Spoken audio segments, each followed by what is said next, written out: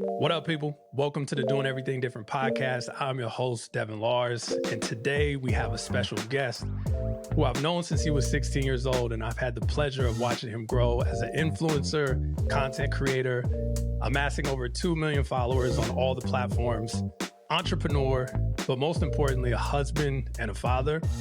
And today, I'm excited to talk to him about how he's created a life by being himself. So, Ronnie, welcome to the show. What's going on? Appreciate that. I always feel special when I get cool introductions like that. So thank you. It's dope, man. I mean, it's crazy to think about that. I've known you since you were, I think 16, right? You and Josh. I was younger, dude. I think I was younger. I was definitely in like 8th grade when I first met you. So I was probably like 13, wow. 14, bro. Okay, so my math is off, so it's been even longer. It's been longer, bro. It's been longer. So it's dope, man. Like I said, I really respect you as a man and as you've grown up and how you handle stuff, right? Like there's just a lot of stuff that I want to talk about, but the thing that impresses me the most is a lot of people your age and in your position would not be in a space where you are in terms of a husband and, you know, taking care of the kids and all that stuff. It's just, It's really impressive. And I really respect that and just wanted to, you know, start by saying that. Thank you so much. It's definitely not something that comes easy. You know, it's not something that just falls into your lap type of thing.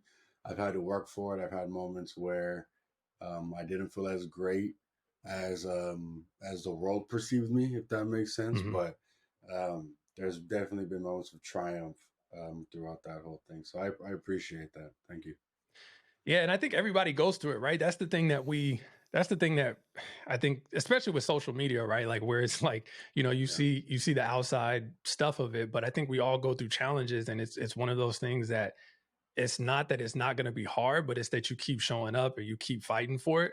And I think that's the most honorable, respectable thing, you know, and I could just tell just, you know, how your daughters look at you or your wife and stuff like that. And the relationship that you all have. I mean, you can tell you're putting in that work. And as a father, and I have a daughter, a 4-year-old, I know what that's like. And I know how challenging it could be.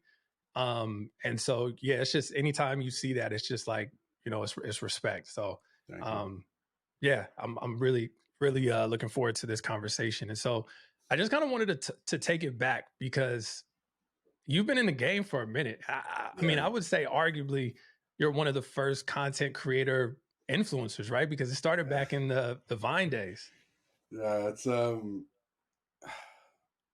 always yearned for these kind of opportunities and this like time to like really express how I feel about being an early entrepreneur in this space, if that makes sense. I really decided who I was going to be at a really young age. And a lot of people do that, but it was very rare to do it in this space, meaning social media, right?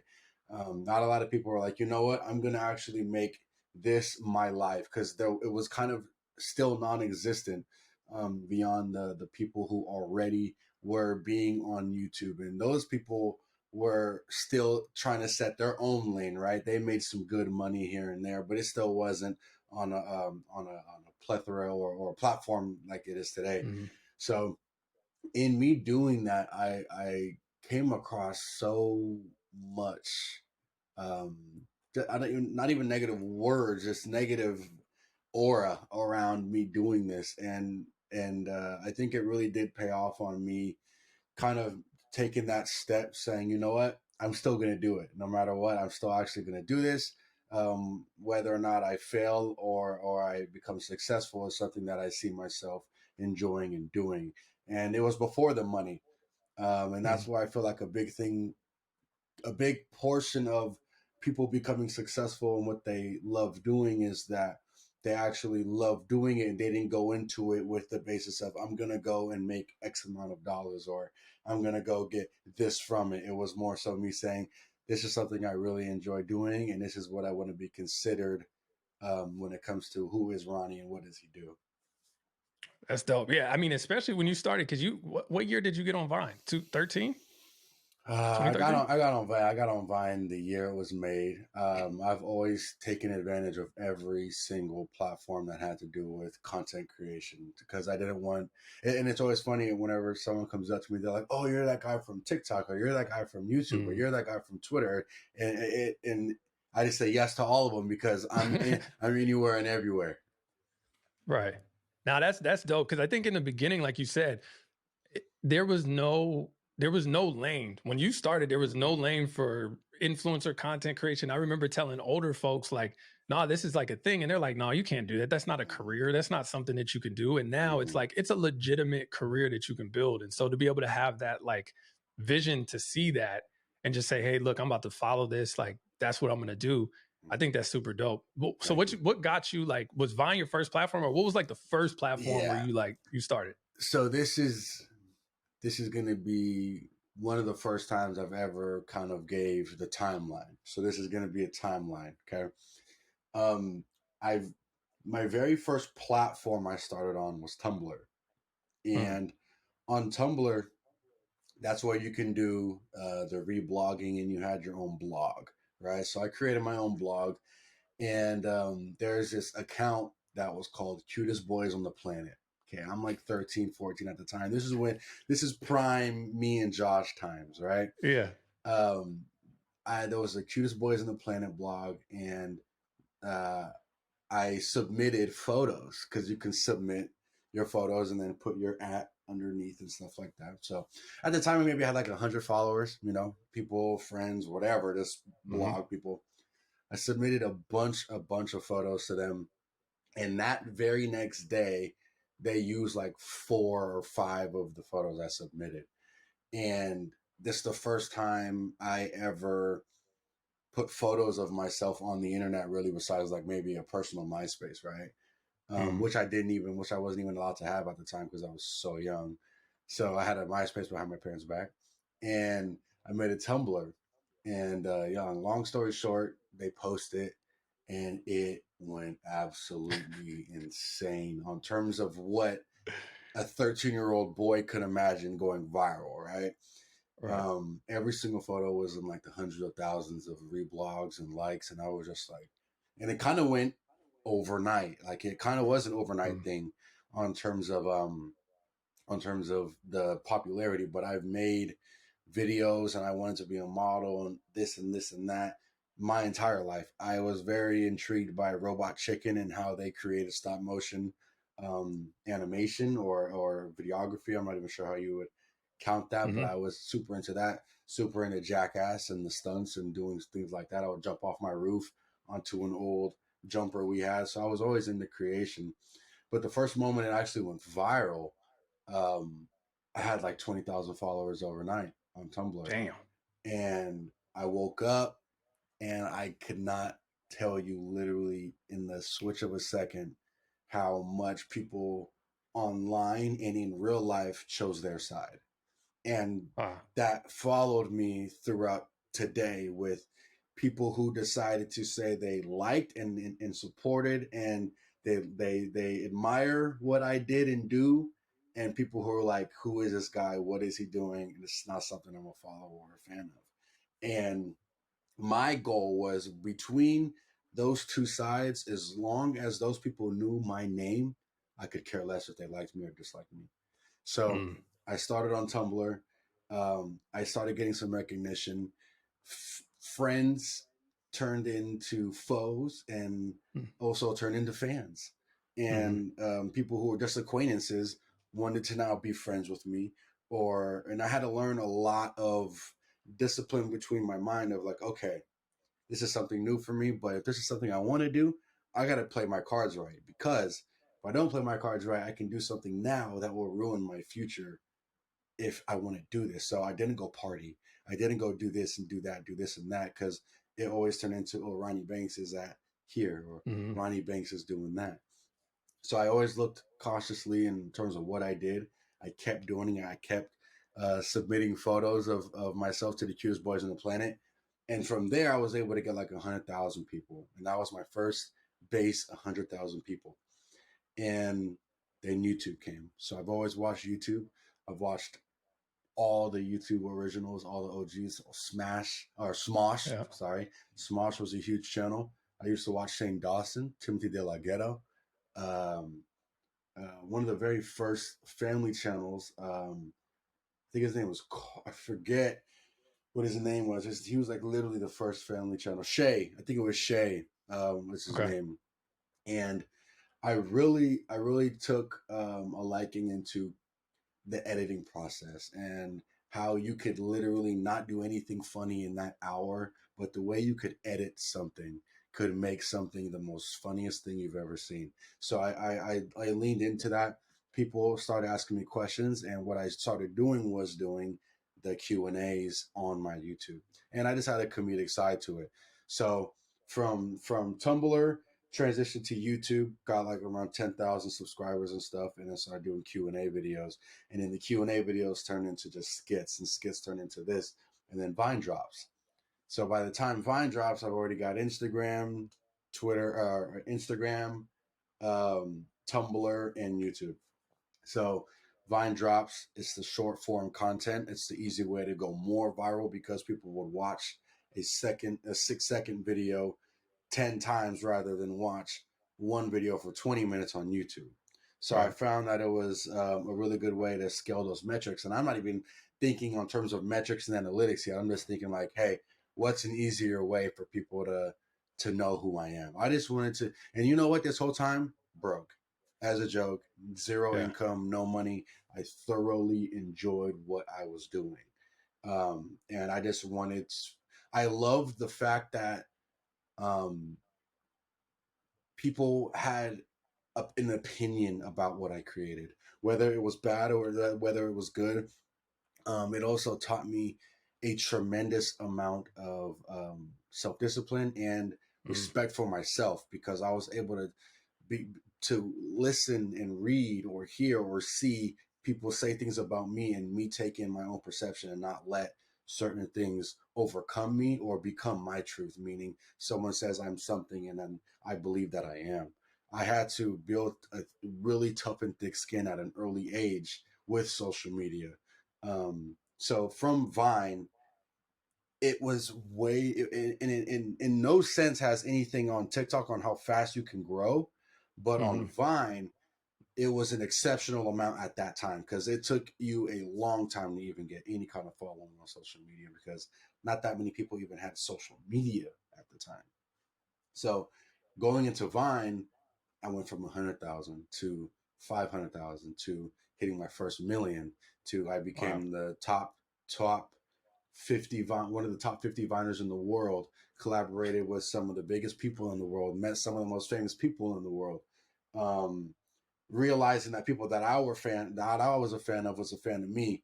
Becoming a blueprint was something that I really was so proud of, and I feel like in the later years, and maybe we can touch on this later, I kind of diminished my reputation as a blueprint because I became Mm. so strung on my credit or people acknowledging that I was a blue part of their blueprint.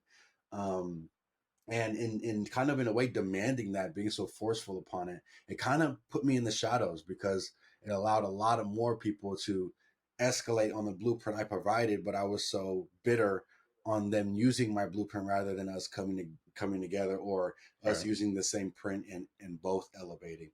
And then from Vine, it went from 1 million to 2 million, 3 million, and then it ended up on like somewhere like 3 point something million, like 3.5 million. And it was a huge. Vine definitely changed my life. It changed the life of I think hundreds, if maybe not thousands of people. A lot of Yeah. people still elevate from Vine and were able to spread across all platforms they're following. And some people, when Vine deleted, so did their social media presence in a sense. Which I'm very blessed and fortunate that I've been able to find such long term value Yeah. in social media creation. So from Vine, then it deleted. I went all the way on to just, hey, Vine's deleting soon.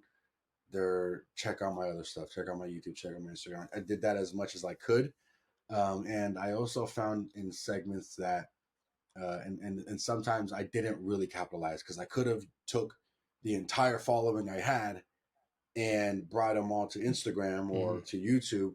But I just was so wrapped in being a teenager who had followers, and now I was starting to make a little bit of money with brand advertisements. Those were the first years I was starting to make money when I was like 16.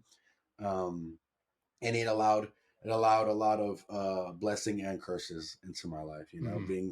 being so popular at that young age, starting to make money, and then the app deletes, and then now I'm starting over again, and it's like, oh, I just found the guy from Vine now on Instagram, or now I found the guy from Vine on YouTube, and then it took me another building years of building between that, into kind of just making sure that I was everywhere, not just somewhere, if that makes sense.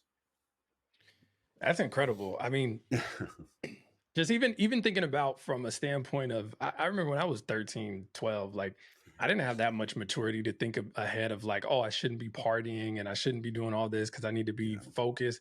Where did that come from? Like, how did you even, as a Um, 13-year-old boy that's getting all that attention, it's like that is a very different mindset. so a part of who and what I am and stuff, and I would say, on terms of like discipline, right? Not on terms of like strict discipline or nothing, but on terms of just who I am as a person and when I know is right and wrong. I learned a lot from my upbringing. And because Mm, my upbringing is, and this has nothing to do with social media at all, it actually has to do a lot with religion. And I grew up in a Christian home, in a very very strict Christian home, meaning we didn't celebrate any holidays besides our birthdays. Um, None of that Christmas stuff, nothing, no Halloween, couldn't celebrate the dead, and couldn't celebrate any holidays, and everything was very worldly. So everything was just kept within the church. So if we did fellowship or hanging out, it was within kids in the church. mm, And that was a big part of my life until I was 13, actually. So it was a big rebel stage I had, almost, mm, by because I was playing basketball or whatever, and being this kid who, every Tuesday, Thursday, and Sunday, I had to go to church after school, and I couldn't play with any kids on the block for the most part because some of the kids would do things that I couldn't go do and play. Couldn't go trick or mm, treating, so I was the only kid not dressing up, for those Halloween, trick or treating days at the school and stuff. So it put a lot of I wasn't able to do a lot of things already.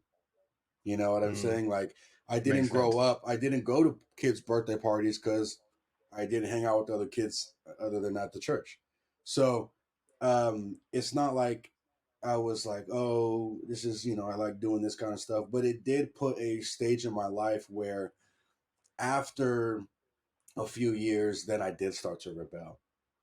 And I started, experimenting with drugs and alcohol at a really young age.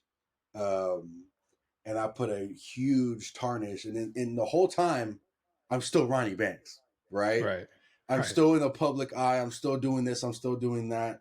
Not exactly on the cusp of being some like A or B list celebrity, but I'm one of the top 50 famous people in the world at the moment, right? Vine was the TikTok, Right. and anything I posted at that time, I could post the most dumbest thing, and people viewed it. So I had to take into consideration that I can't just post dumb random stuff because I have people who actually view this, and like I know grandparents, aunts, uncles. Like I, Yeah. I I thought about the depth of everything and not just the number of everything. I said, yeah, there's a million people, but what million people just watch that? Like I have friends that when I go to their house, their parents say, I love what you're doing online. So, Mm, I got to be cool with stuff. But at that same time, I went through this motion of like, okay, I don't have this strict upbringing of what was, because we weren't going to the church as much anymore. I'm in middle school now. I'm starting to make my own friends, starting to do more things. I'm able to play public sports. I was a 6 foot kid, playing, and the first time I ever joined a basketball team was in 8th grade, bro. crazy.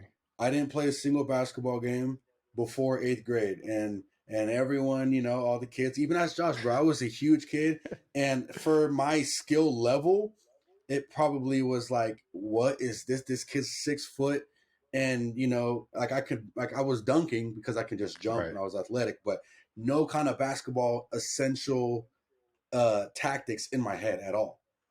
And I played on the team, and I was starting to do a lot of things for the very first time in my life. So it wasn't hard for me to not go be some outlandish kid that was doing bad things on the internet, because I was never able to. I never did it before. That makes sense. That's the foundation. I didn't know that. I think, yeah, Yeah, because you're not missing anything. You're like, this is normal to me, anyways. yeah, This is what I do. So it's not anything yeah. new.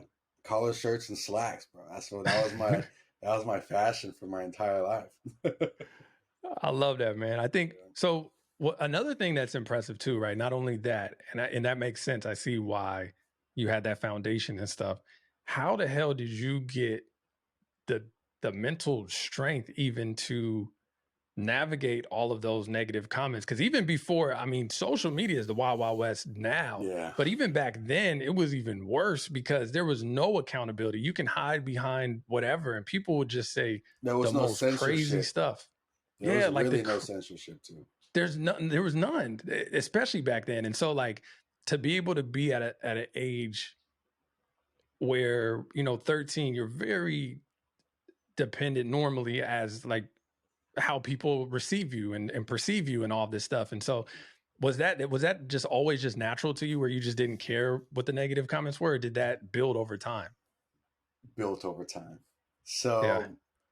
So, um, side note, introducing my wife to social media, right? Because my wife was on social media. She was also on Vine. That's how we met.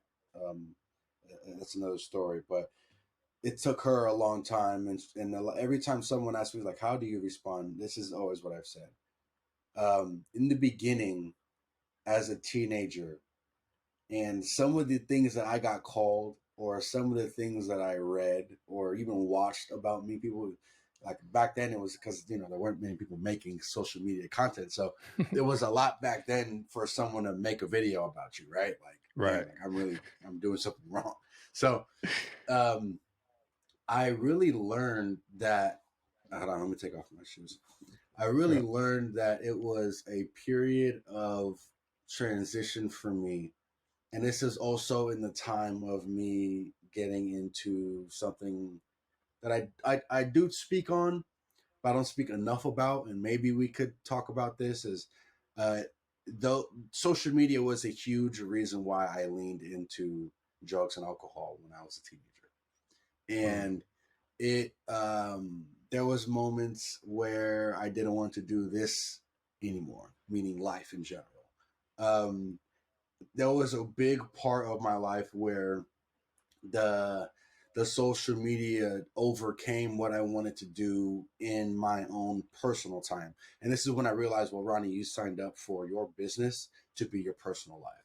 People don't know you Mm. for being X, Y, and Z. They know you for being yourself. So they make opinions about who you are, not about what you do, or in a sense, but it's mainly about who you are as a person, because you're Mm. showing them who you are as a person. And sometimes I'd read things, and I'd read the same thing so much I was like, damn, am I that?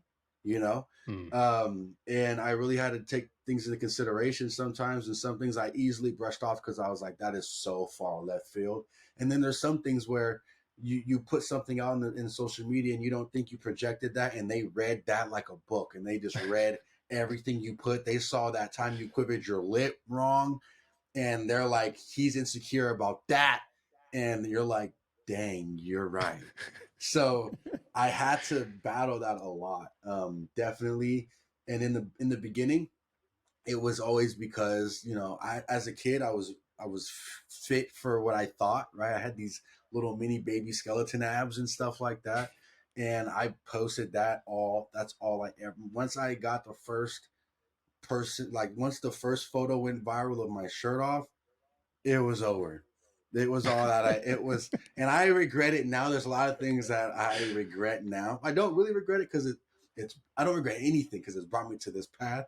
but I really wish I would have went a different way about it, you know, because I did some outlandish poses, and I'm like 14, and that's where the biggest part of also how it went viral was after years and years and years of posting like 18 and plus content. I released I was 16, and everybody just went insane on social media because they're like, no way, check this kid's catalog. He was not 13 years old looking like that, right? So it, it played a big role. When I was about 16, I had gotten into taking pills, man. Mm. And I lost so much memory of my life in that section of time. There are spans of days that I don't remember, probably longer than that. And it played effect because I was about to drop out of high school.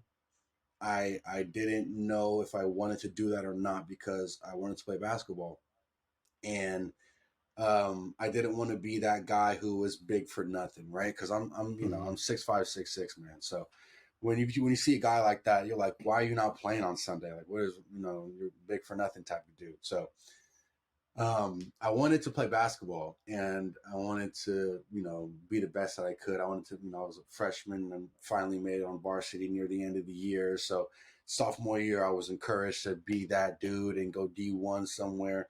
But then I realized a lot of people's stories end in trying to get to college, or they end in college. And then I was like, well, what if, because I already have really bad knees because I'm so tall at a young age, it was hard for me to move around. I'm going through puberty, man. So I'm trying to figure out my next step. And I had to talk with my dad one day, and my dad sat me down. He said, um, it's your choice. I'm going to support you in whatever you do. If you want to be Ronnie Banks, you're going to be Ronnie Banks, and we're going to make sure that that happens for you. And if you want to play basketball, you're going to be a basketball player. I'm going to make sure that happens for you. So that day is actually the day or the night before I dropped out of high school. And the fact that I was so devoted to a certain thing that my own dad even saw, that dropping Mm. out of high school, dropping out of not college, Right. dropping out of high school may have been beneficial for me. Um, I was traveling so much. I missed basically like a third of the year was already done. I had missed um, nearly the entire semester or trimester, and I missed the whole pocket. I went on Mm. tour during school, like during school days. I was on tour in Texas and in Florida, and just fucking doing outlandish things, right? And um, I needed to decide what my life was going to be. And then in that mix, once I did drop out, I really found out that like life is literally what you make it, and you can Mm. be confined into a social system and utilize it and learn how to take advantage of the social system um, and elevate from it, or you can become the social system. Mm. And that system comes from people who spend nearly their entire life making sure they check in and out of school and turn in homework, and then use that degree to go who knows where. Yeah. And that's the kind of person I did not want to be from the age of me being 10 or even younger. Like I was like, I can't have a job because I wanted to be Will Smith, first of all, and I Mm. wanted to be Mm. Adam Sandler. Those two guys, and Will Ferrell. So I like those. I wanted to be just a different type of person, and I knew that in the beginning stages of my life is where it was detrimental. Like in order to do that, you gotta take some sacrifice. So Yeah. dropped out of school, and then got into like the craziest section of my life. I would call it for sure. Like probably the worst section of my life. Most people don't recover from that.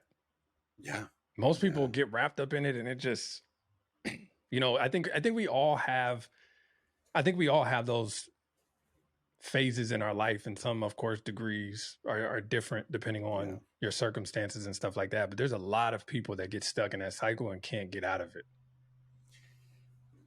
Honestly, the way I got out of it was my daughter. So I had my first daughter when I was 17. So I was hard into um, pills and smoking and drinking from the age like 15 to right before my daughter was born.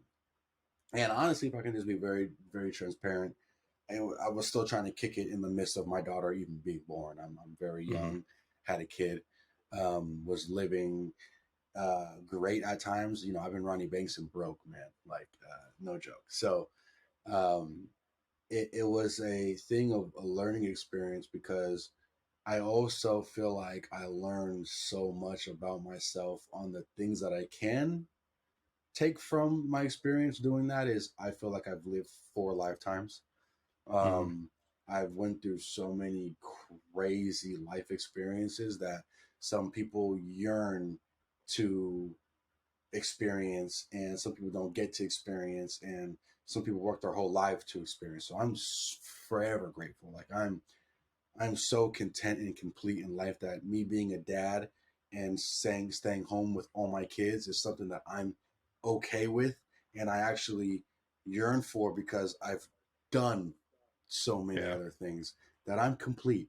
I literally just want to be I want to be a dad and I want to see and experience experiences with my kids now. And I was addicted to Xanax, bro, and that's like the worst. That's the Damn. worst thing to be. And I was just at a point where I just was like, 4 or 5 pills a day. Um, I was. This is in the middle of the trend of everyone freaking sipping lean Right. and all that stuff. We're in the Bay Area, dude. So that stuff was like hotcakes.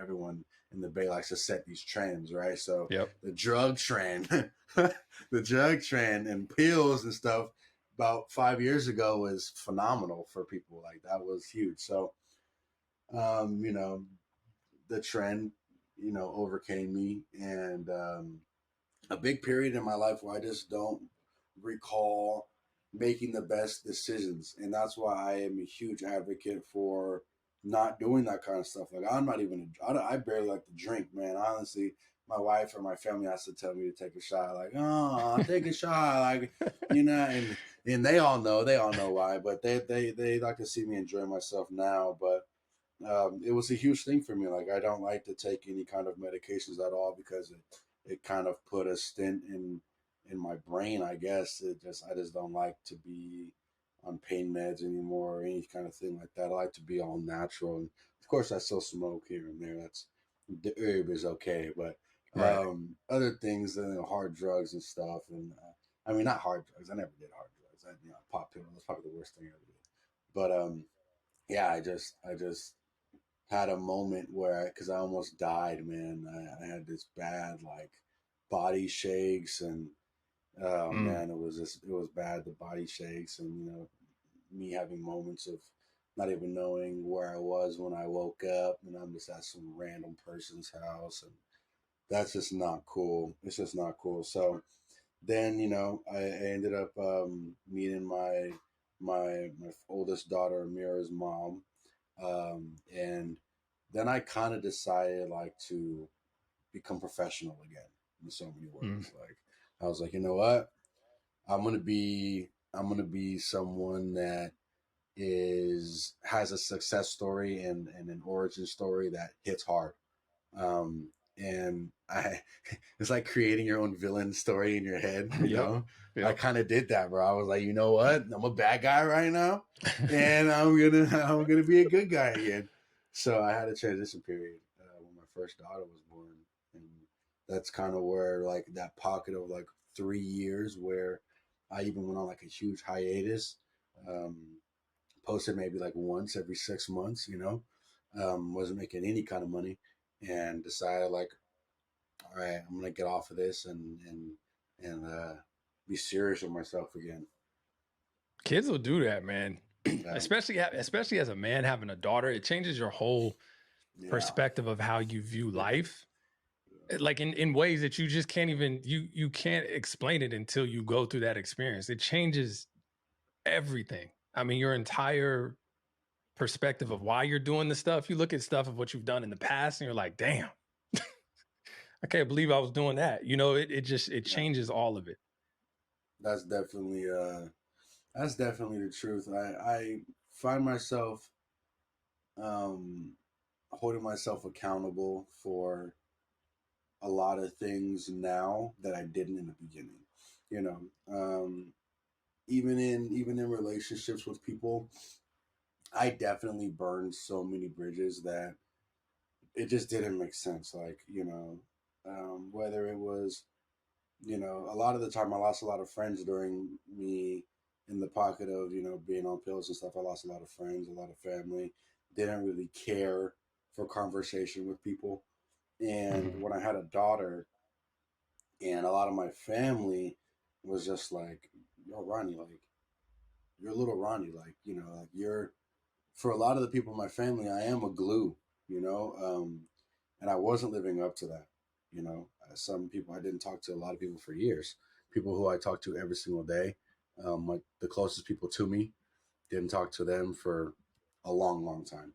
And being a dad, I realized that my daughter needed family, and not just my girlfriend's family, because we're always around them. But what about my Mm-hmm. family? You know, Mm-hmm. and I made the conscious decision to change, because I was so okay with just being on my own and having this girlfriend who I thought was, it was the perfect thing. And, I'm in LA now. I'm an LA dude, and didn't, I'm away from family, so I don't need to talk to anybody. And Right. I made that decision for my daughter and ultimately for myself. But I think it was better that I made it unselfish, and it wasn't about changing myself for me. It was about changing myself for my daughter, which in theory changed me. Yeah, because it went from what, you know, posting shirtless, videos, doing all solo content and all that stuff to now, Yeah. very family oriented content. I mean, everything that you Mm. pretty much do is centered around that, and I think that that's really. I think it's just dope. I think it's dope to have that and to be around and to be able to create with your family and to be able to do that. So, how did that Mhm. whole transition go with your, with your wife and the additional kids and all that stuff? Like, Yeah. how did that all transpire? So the name Ronnie Banks, because obviously Ronnie Banks isn't my real government name, right? So Ronnie Banks comes from the Fresh Prince of Bel Air, because I was Mm, heavily influenced by Will Smith. So who is the Banks family?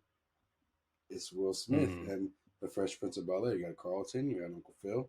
Because that was my family growing up. To be honest, I was a huge. I wanted to be, still today. I want to make my own movies and stuff. So I love film. I love watching comedy. It's what I grew up on. It's how I gained my sense of humor. I feel, besides my family, and doing fun family things and being jokingly and funny like that. But in terms of TV, like that was a huge role model of mine, was that. So I created Ronnie Banks from me being a part of the Banks family of Fresh Prince of that's Bel Air. dope. So then once I had my own family, I was like, oh look, I really do have my own Banks stuff. I have my own the Banks family, and I was like, oh shoot, maybe I should start doing that kind of content, because when I when I changed and devoted my life to my daughter, in in my personal life, my business is my personal life, like I said. So only thing I ever did was post about me being a dad, because I just devoted myself to being a dad. So Hmm. that came organically, and the biggest blessings I've ever had in my life was when I did things organically, and when I did things out of the true excitement in my heart. Things that my heart led me to do, not my brain, for the most part. So becoming a dad and creating that kind of content made me so happy again, and people, I think, saw that. And that's how I decided that this is my calling. Like, all the years of me growing Ronnie Banks was because I and now it makes sense now, but in the time you don't see it. But it's because Mm-hmm. I'm going to be probably one of the most famous dads in the world, and I'm now going to set a standard for fathers. Mm-hmm. And sometimes when you see things and you see how a man would treat his daughter, and you have a daughter on yourself, you'll say, when if you yell at your kid, or you make a conscious decision, or you do something, and in the back of your mind that it probably wasn't the best thing to do, or you should go do this because you know that this will make you happy. You should go take your kid out for the random ice cream, just like Ronnie did, because Yeah. you saw how Mizo got so excited about it, and you want your kid to feel that way. So sometimes a lot of it is subconscious. Like, you see thousands of minutes of content a day, but you saw that one random video where I took my kids to the park and had a picnic with my wife, and you saw how happy it made us, and you decided to do that a couple months later. That kind of thing is where real aspirations and real, actually being a role model comes into play. Right. Being a real true role model is when you're doing things out the kindness and the actual just genuinely want to do that. And I'm only reason why I'm recording it is because I just want it to be seen. But no matter what, I'm still doing this. Like, Right. it isn't Right. something I was like, hey, we're gonna go film a picnic on Wednesday. It Right. was just me just saying, hey, pack up, let's make some sandwiches today. We're gonna do a picnic. And where do I go everywhere? With my phone. So what am I going to do? Mm-hmm. Because I'm Ronnie Banks and I've been doing this since I was 12. I'm going to film myself. But what am I filming right now? My real life. And that's kind of where the dad thing came about. And I've met so many people, and I've met actually friends of mine now who are huge people in the space of social media, and just not even social media, TV, who are like, Mm-hmm. yo, dude, when it was just you and Mizo, I just came back from a wedding, actually. A good friend of mine, Corey Wharton. He's I huge know into Corey. reality.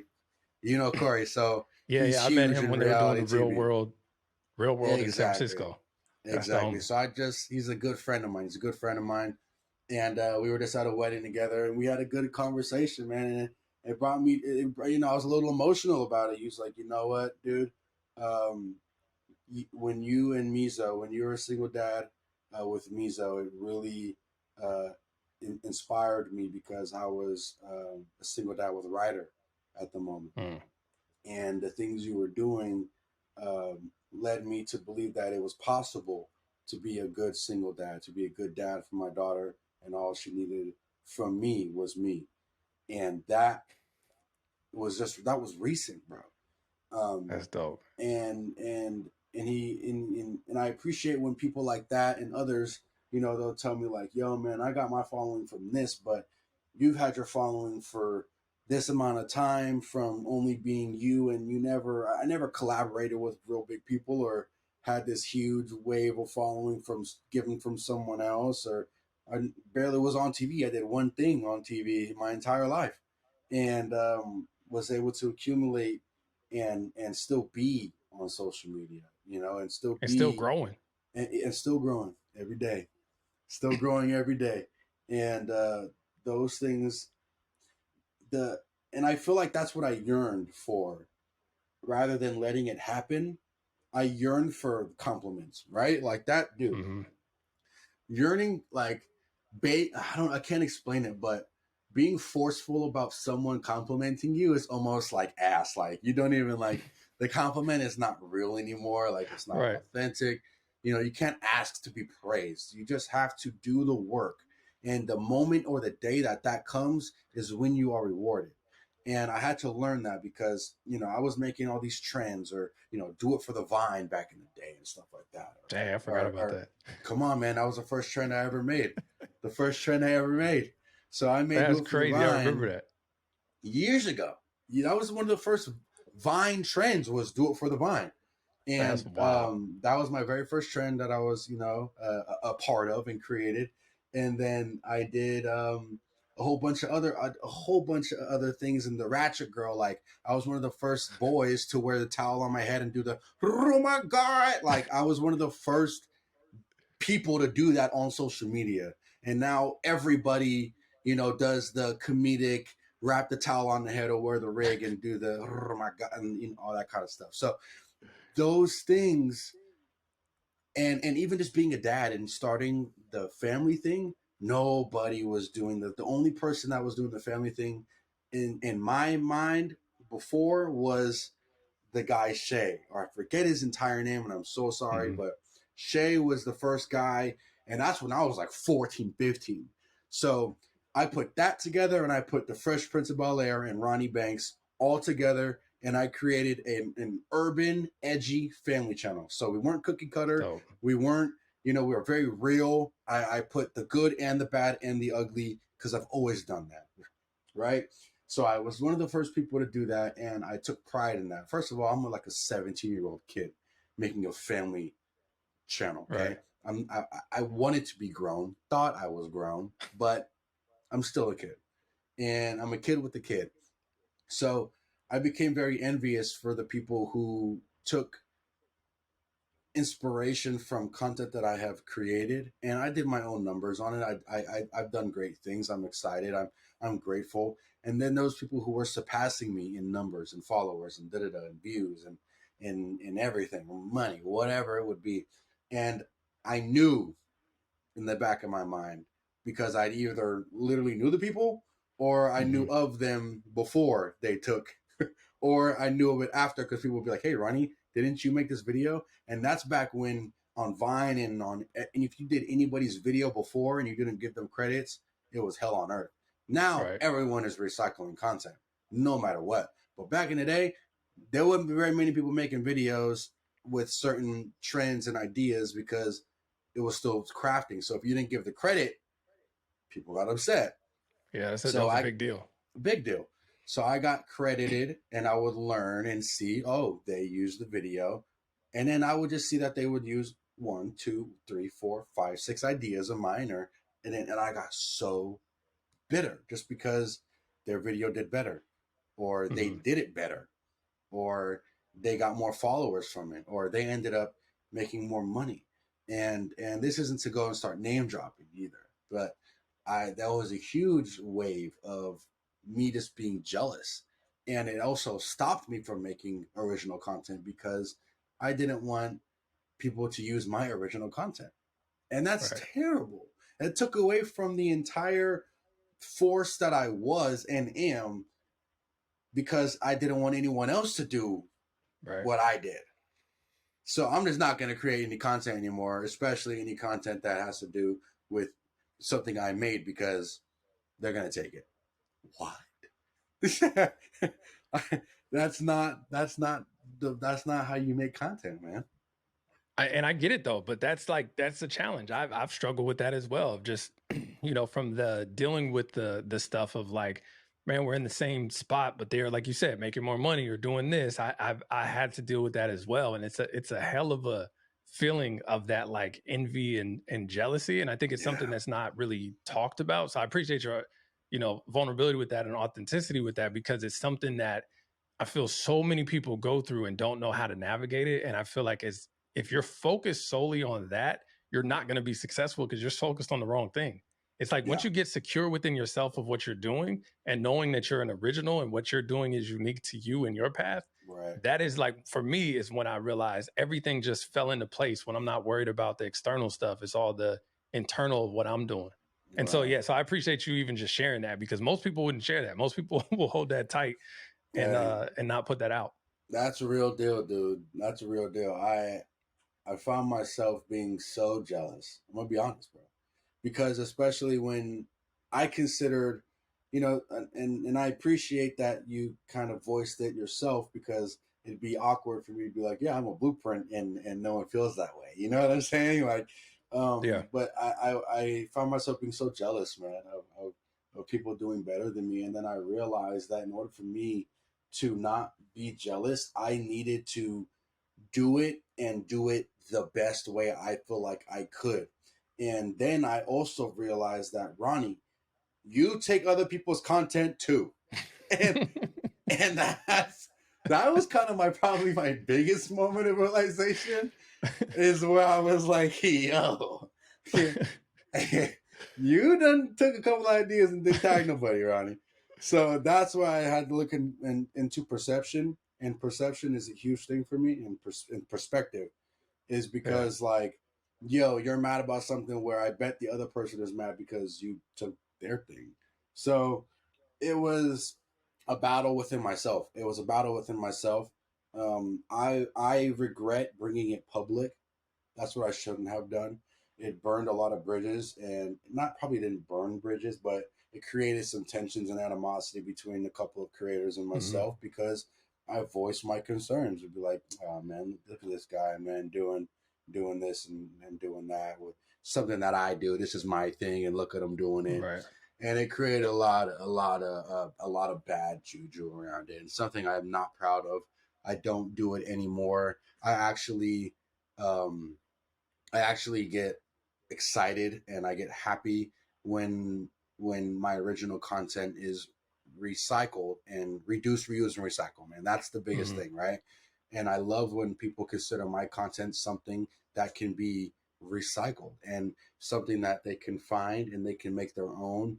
I thoroughly enjoy being a blueprint nowadays because that's something that I wanted to do from the beginning. And Right. when from original Ronnie concepts was I just want everyone, no matter if you had a negative or a positive thing to say about me, I just wanted you to know who Ronnie Banks was. And that's the same thing that comes with being an inspiration is that I don't care if you take everything, a little bit or half of it, at least you took something from something that I Mm-hmm. provided. And that's something that really comes into truly being a content creator that even brands see. And I guess we can really go into the business side of it, but that was something Yeah. huge for me was that I needed to be someone and something that a brand like Nike looks at and says, "Hey, let's pay this man," you know? And that comes with being wholeheartedly everything that you put into your content and not caring what happens from it. It's just you put it out and you have faith behind everything you did. The most successful people I know think like that. They hold themselves accountable. You know, they look at it from a standpoint of, okay, what did I do from a perspective also like, hey, look, I did this as well. And the Yeah. more accountability I feel like you take and the more self-awareness you have, the more you can be successful because you open the room in order to be successful. You're not like limiting your resources and have this like scarcity mindset of like, oh, but they're gonna do this. If you understand the world is abundant and it has so many opportunities, I think then that's when things just kind of open up and blossom. And I think, yeah, that's just dope. I'm glad you shared that because again, Yeah. it's something that's not talked about because I think people are not secure with that. When you're secure within yourself, you can talk about this stuff because everybody goes through it. That's what I learned. I'm like, at the end of the day, people have their own stuff. Like, regardless if it's this or something else, they got their own stuff. And so why not talk about it and express it so then people realize like, oh damn, I got okay. He got stuff too. I thought it was this way. So yeah, like I said, It's I respect that. it's hard to talk about something when you're going through that thing. Yeah, for Nobody sure. wants to talk about something while they're in it. For sure. But when it's said and done and there's already a conclusion from it, they're able to now say, okay, so this is what happened and this is what happened from that. And that's exactly what I've been doing here today is kind of just doing some reflecting. I definitely took this as a moment of reflection for me too. I was like, man, I'm probably going to talk about a lot of things from my past, which is, it's very therapeutic at the same time, you know? Yeah. No, it's important. It's because it's what built you and what got you here, and it's what's going to build the foundation to go where you know where you're headed. And so you mentioned, and I want to talk about this too, because you talked about brand deals and working with brands and stuff like that. And I think there's so much stuff around content creators partner with brands. Brands, you know, used to go to the big, you know, celebrities, TV, you know, all this stuff, and it's starting to shift around where the attention is. And so a lot of these brands are looking to you know, people such as yourself to be able to kind of that aligns and builds that stuff. And so I see you at, you know, 49er games. I see you doing a lot of, you know, brand partnerships and collaborations. So can you talk a little bit about like what that's been like of working with the brands and like I know it has to be a cool experience of like, you know, a brand that you use all the time reaches out to you and like, damn, wants to work with me. That has to be a crazy feeling. Yeah. I feel like everything paid off from the moments where I told myself as a kid, don't do this, Ronnie, you're going to regret it. Mm. And I'm so proud of myself for listening to those things, because these brands and these companies backtrack to everything you've ever posted. So don't ever go and be like, man, I just drank this flat ass Coke on Twitter and then Coca-Cola wants to work with you 3 years later. You know, so there's things like I worked with Coca-Cola when I was 15, Yeah. and they back cataloged my whole thing. So I was like, go ahead. So things like that, um, I I really am so thankful for ultimately my dad. My dad really put a lot of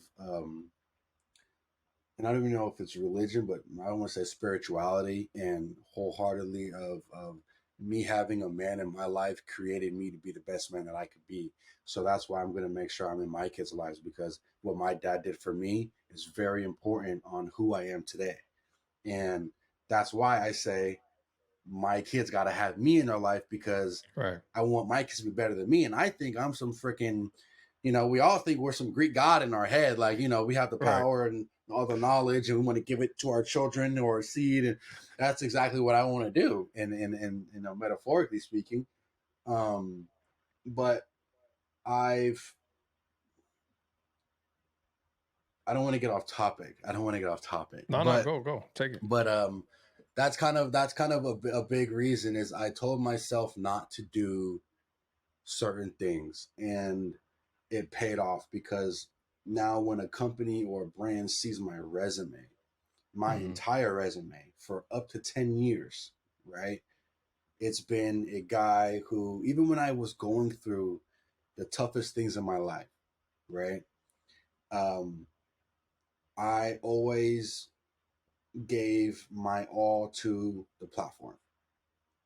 And I could have a bad day, but I just needed 30 seconds to 30 minutes of my day to make sure that I had a good aura around me to where I could Mm-hmm. film content that these people won't look through. Mm-hmm. Mm-hmm. Meaning, I could be hurt, I could be sad, I could have those hard days, but I needed to find it in me to not be fake, but for me to find the happiness that I had from the days where I was happy about making content, because this is truly my job and who I am. So I'm sad right now, but I got to make this for the people. Mm-hmm. And the people were my aunts, my uncles, my friends, my family, the people who didn't like me, the people who I wanted to transition from not liking me to I want them to like me with this one. I want them to actually see that I'm not what they said, and a million things go through your head as a content creator, right? And ultimately, me making certain decisions and keeping my platform the way I wanted it to be perceived is allowing some of the biggest brands in this entire planet to look at someone like me and say, he's worth this amount of money. And some of the amounts that I've seen, it makes me get gassy because I get nervous. I'm like, yo, I don't even know if the content I create is worth this much, this much Right. money. So it's brought me to a point where it's really about making sure what you're doing is thoroughly thought through, and or a lot of content came from just on the fly stuff, but it's about what is worth being on your platform and what is your niche. And because I also made it to where I didn't have any specific niche ever, it Right. wasn't about Ronnie Banks um, and talking about, oh, he's a sneakerhead, or Ronnie Banks doing this, and Ronnie Banks does whatever the hell he wants to do, talks Mm-hmm. about whatever he wants to talk about, and I go wherever I want to go. My content is about myself and who I am as a father, who I am as an entrepreneur, who I am as a business owner, who I am as a avid hobbyist, who Mm-hmm. I am as an athlete, a chef. I could post food, me That's making the dope. food, me eating the food, and I can post about me talking about sneakers, and I can talk about me talking about electronics all in the same day. And it's not about, oh, I don't want you to do this one, or oh, you can't do this one because the following doesn't care about any of that stuff. They care about what I'm interested in, because what I'm interested in, what I'm genuinely interested in, and that makes them interested, the viewers. That's dope. If they see that you're thoroughly into something, they love it. And some people are just afraid to leave a niche or niche they created because, oh, the viewers only want to see that. And that's why I never made sure to do an alias that was another name or just some random thing or anything like that. It's always been Ronnie Banks. And Ronnie Banks does what Ronnie Banks does. And he's a dad, and he's a million other things, and I like to do a million other things. I'm glad you said that, because most people get stuck. Like you said, they get stuck of, I have to be this way. I post this type of content, and they're so one-dimensional with that. And so that's why I was like, even just in the beginning of the conversation, like, you're being you. You created a life and a career off of authentically being you. And I think that that is something that a lot of people, especially kids coming up nowadays, you know, because this is a real career. Like before, when you started, like I said, this was like people were looking, oh, that can't be a real career. Yeah, This is a hobby. real legitimate, with a track record, that this, you can make a really good life for yourself by doing this. And I think that's super dope. What was the first, or what was the biggest brand, or what was the first thing that reached out to you, or opportunity or person where you were like, oh shit, like this is real? It first started off on Vine. That's where I got my first brand deal. It was for, you know, the apps, you know, like the Hot or Not app or the Badu app, stuff like that. I had one actually, the very first one, and we could speak about more modern day, more the ones that as I reached the millions and the people and those ones. But the first big one that really hit my heart was one I did in real life. So I did one with an app, and I'm not going to say the app's name because you'll find out why. But I partnered with an app, and the app knew that I was going to be in San Francisco that day. So the app was one of those dating apps and stuff like that, right? So it was about meeting people. So I told everyone I was going to be in Union Square in like 30 minutes. You remember that? So I was like, hey, I'm going to be in Union Square. Come meet me. That day I posted it. And that's during time of Christmas, where it was on the ice skating rink and the Christmas tree was there. When I tell you I pulled out and when I walked onto that Union Square, I didn't know if that was all for me or for that, because there was people there for the ice skating rink and the Christmas tree. And there were thousands of people at this specific spot. And it was one of the very first times where I met followers and people that supported me in person. And my heart sank to the bottom of my feet, because I realized that what I've been doing and what I plan to do is something that I actually did, and I created it. And that was in partnership with an app at the time. And when the people and when the girls saw me, and the amount of noise that my ears heard outside, it was loud outside. Right. And it was all for me. I had moments where I was just crying, and not crying like, you know, like boo-hooing. I just had tears, and I'm smiling, and I'm so excited.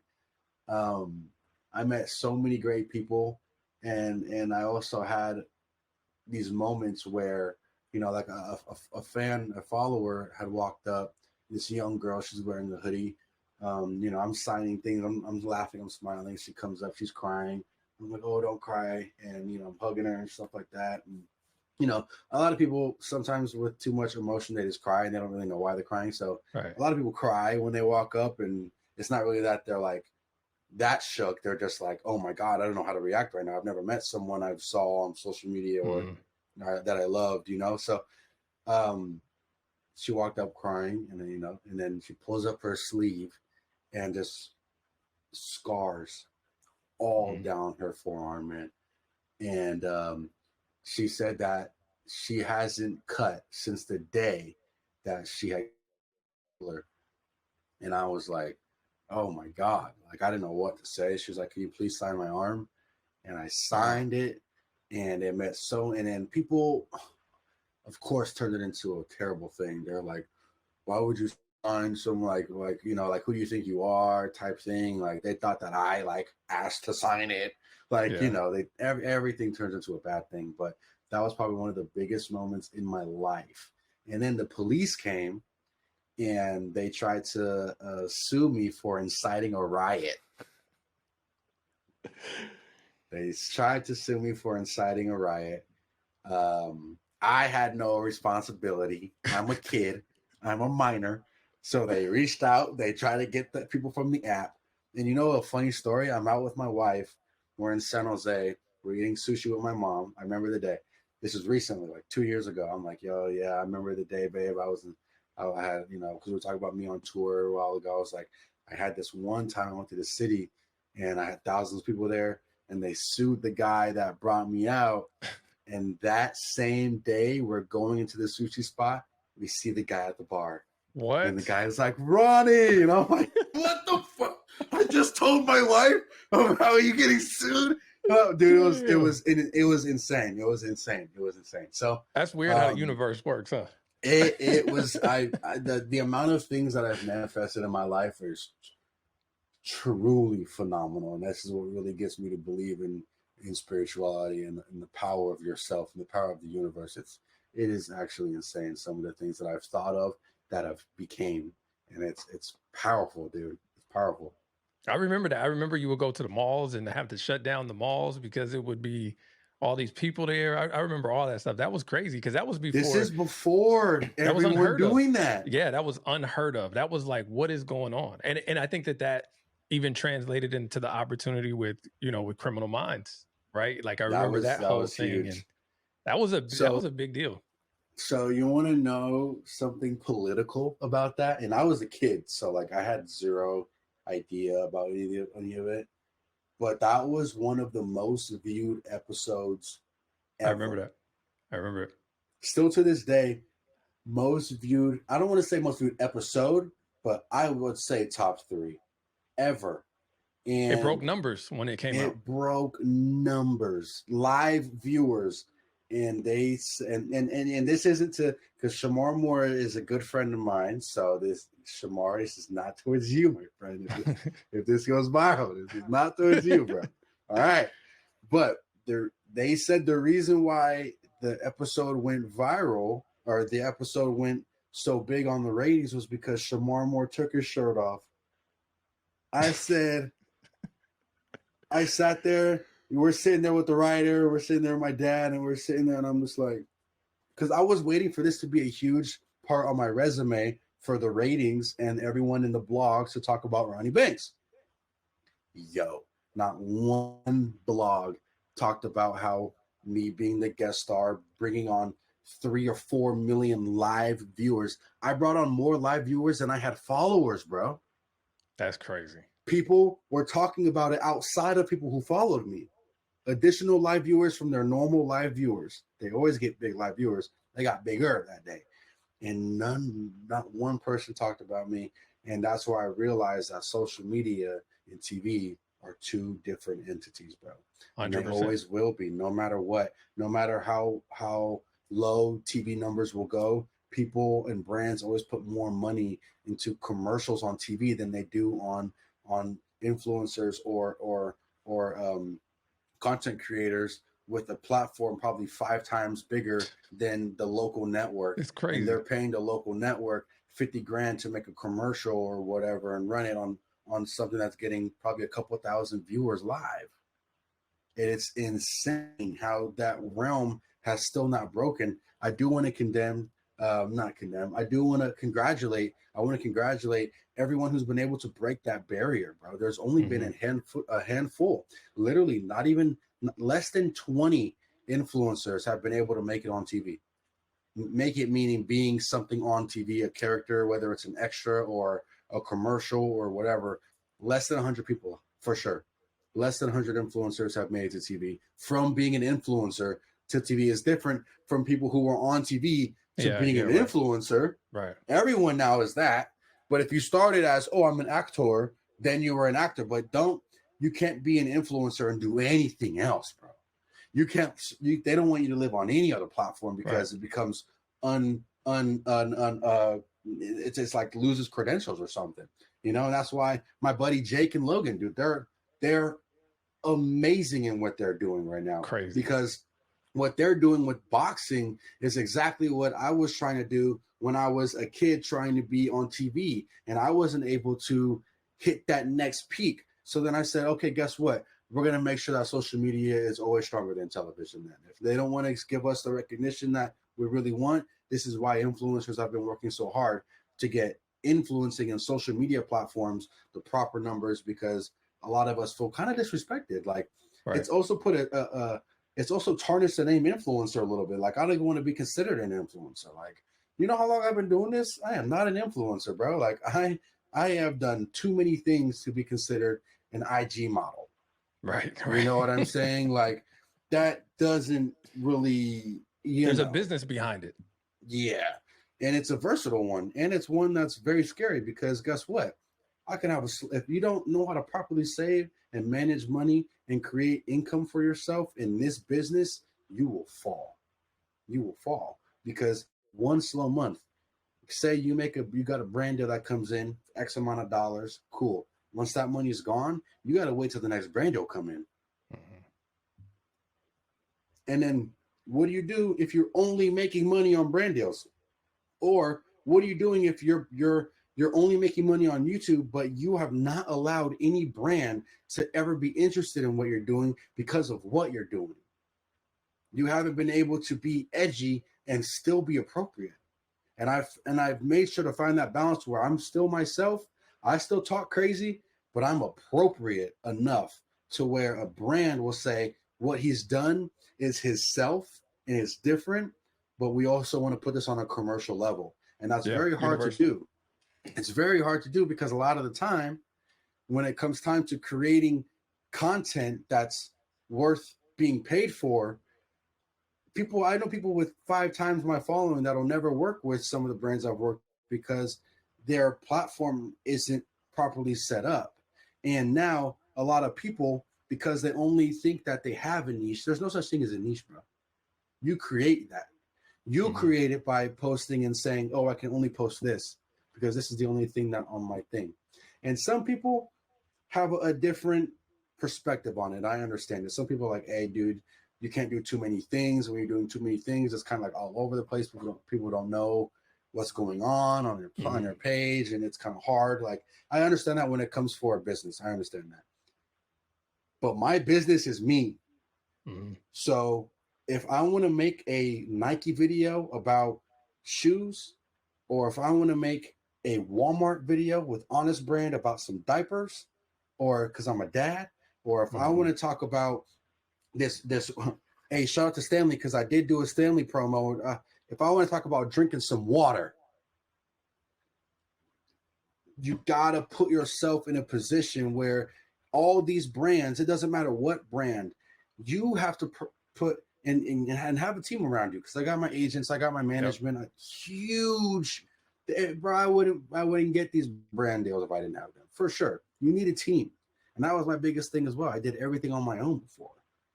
And then my dad was my manager, and I had a falling out because I didn't know how to properly do that. And you don't want to really do that with family, and that's not the right thing. So I made the right decision by saying, Dad, you're my dad. You're my dad, and I need a manager. And making that decision changed my life entirely to where even my manager has to tell me sometimes, like, hey, don't do that.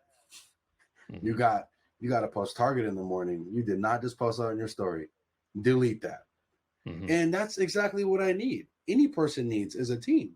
100%. And to say, hey, my job is to make sure that my presence is here and known. I get the numbers, I get the content. I have a team of people who say, hey, this is our guy. We know you guys want to promote some shoes that just came out. Hey, look, 8 videos ago, he just posted something about some shoes. Not every single post is about some shoes. 8 videos ago, he got a video that went for 1 million because he talked about how to clean a dirty pair of shoes. And boom, there comes Nike. Then there's things like Jiffy Lube. I'm a huge car guy. I own a car rental business. That's one of my side incomes is I own a car rental company. And I love cars. So it started off as a hobby. I had all these cars. I said, hey, I'm tired of paying on the notes on the cars. It's getting kind of crazy. I opened it up for rentals, private rentals and leasing. Boom. Now I have a company. The cars pay for themselves. I have multiple vehicles. So if one's gone, it's okay. I can ride the other. And from there, I now have promotions with companies like Jiffy Lube. Smart. Why the hell is Ronnie Banks partnering with Jiffy Lube? Because he has cars. And because guess what? He could post about cars if he ever wanted to. And it makes sense because I didn't put myself in this where I can only post about shoes. And that's a really big part of a person trying to become. And if anyone is to take any advice from me right now, right here today, is if you're trying to do and you're wondering how I do or what I do, you have to do everything. Don't do something, do everything. And whatever hits and whatever bites, keep doing it. But don't just do that. Keep doing everything else because then another one's going to bite.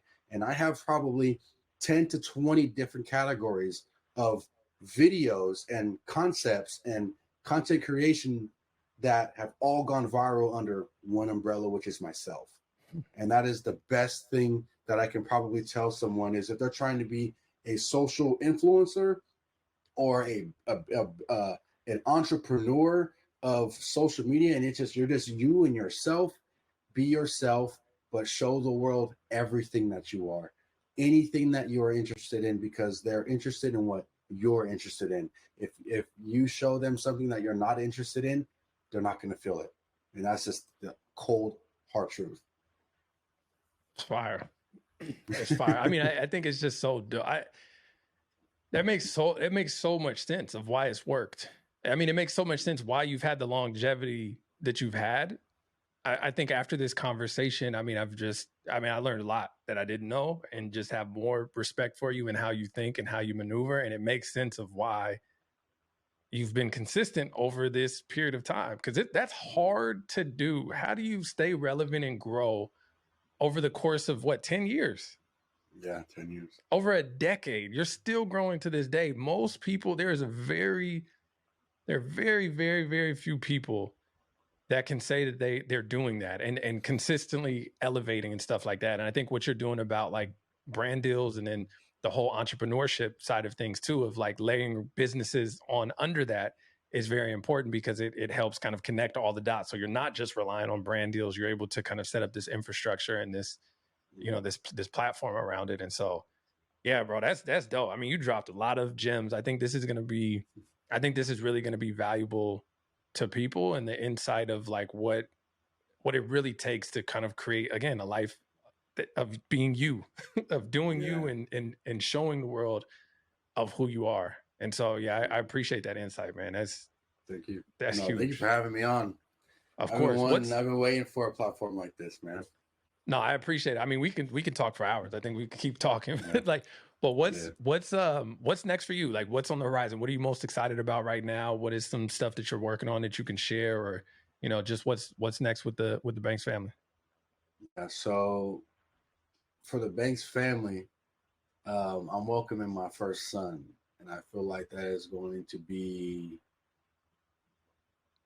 I don't know, man. I feel like everyone's been waiting on me to have a son since my first kid, and having daughters and having this many daughters. I have 3 daughters. So having this many daughters has put a true enlightenment and a true humbleness to me, as I feel like everything you do in this world comes back tenfold. And I definitely have my days and had my days of, doing stuff and then maybe not considering or taking people's feelings into accountability. And I didn't take a lot of accountability at the time. So as I found love and as I found myself, my daughters have really opened up my eyes onto how I need to treat not only women, how I needed to treat the world, and how I needed to treat myself. Because I couldn't be the best dad I could possibly be if I wasn't the best me at the moment. So if I'm sitting there depressed, or if I'm sad, or if I'm going through something, I can't properly set up my children for happiness if I don't have that. And that was a big thing about how I came out of my depression for my oldest daughter, was saying, hey, in order for your daughter to not struggle with finding happiness, you need to find it first. And if I find it first, it's my job as your dad to show her what happiness is. And I've done that once, and I thought I was gonna be able to, okay, I'm gonna have a son, boom. Second daughter. All right. I'm gonna have to treat this girl like a real doll, a princess. All my girls gotta be treated equally. I gotta learn how to give a special bond to two girls and get all of me and different sides of me, but the same of me, if that makes sense. And then boom, I get a third girl. And I said, okay, God. So, hey, Lord, I know what you're telling me, and I appreciate it, and I'm gonna do it, and I'm gonna defeat any obstacles that come in my way on terms of anything negative that will come from me not being ready, because you have to be ready for something like that. And a lot of negative things can come into this world where any normal man would give up. Anybody who wasn't ready would walk away. That's too much. It's too much for people. And especially at the age I am now, it's way too much. And I had to tell myself, there is a huge painting at the end of this all. What is my life story going to be if it was to be put into one picture? And I wanted it to be with me, with all my kids, and we genuinely had the feeling of happiness, and you can see it. And that's what I told myself. I said, okay, I'm gonna have all my kids, and I'm gonna take care of them all, and my wife. I'm gonna make sure my wife is just as happy as my kids, And then, on accident, we've been planning to do IVF, bro. We were gonna do in vitro first of all. We were going to do scientific routes, to create my son, and I've had such a up and down past few years. We had an ectopic pregnancy maybe 2 years ago, maybe now, which is where a baby grows in the lady's the tubes, and it grew in a fallopian tube rather than the belly, the uterus, and it grew, and it burst my wife's fallopian tube. So my wife was bleeding out internally for 2 days straight. Yeah, bro. And literally almost died. She had an emergency C-section. She was bleeding out. They had to fill up pints in her, give her like pints of new blood. And I'm sitting in the waiting room, crying, not understanding why this is happening. The year before the ectopic pregnancy, my wife's father passes away. And that was one of my best friends. I spent almost every night on the video game with him. He is someone who wished that I was his biological son, and that's how close him and I were. He just was like, man, he was my friend, my deep friend, and all this is even more special because it's all documented on YouTube, because my business is my life.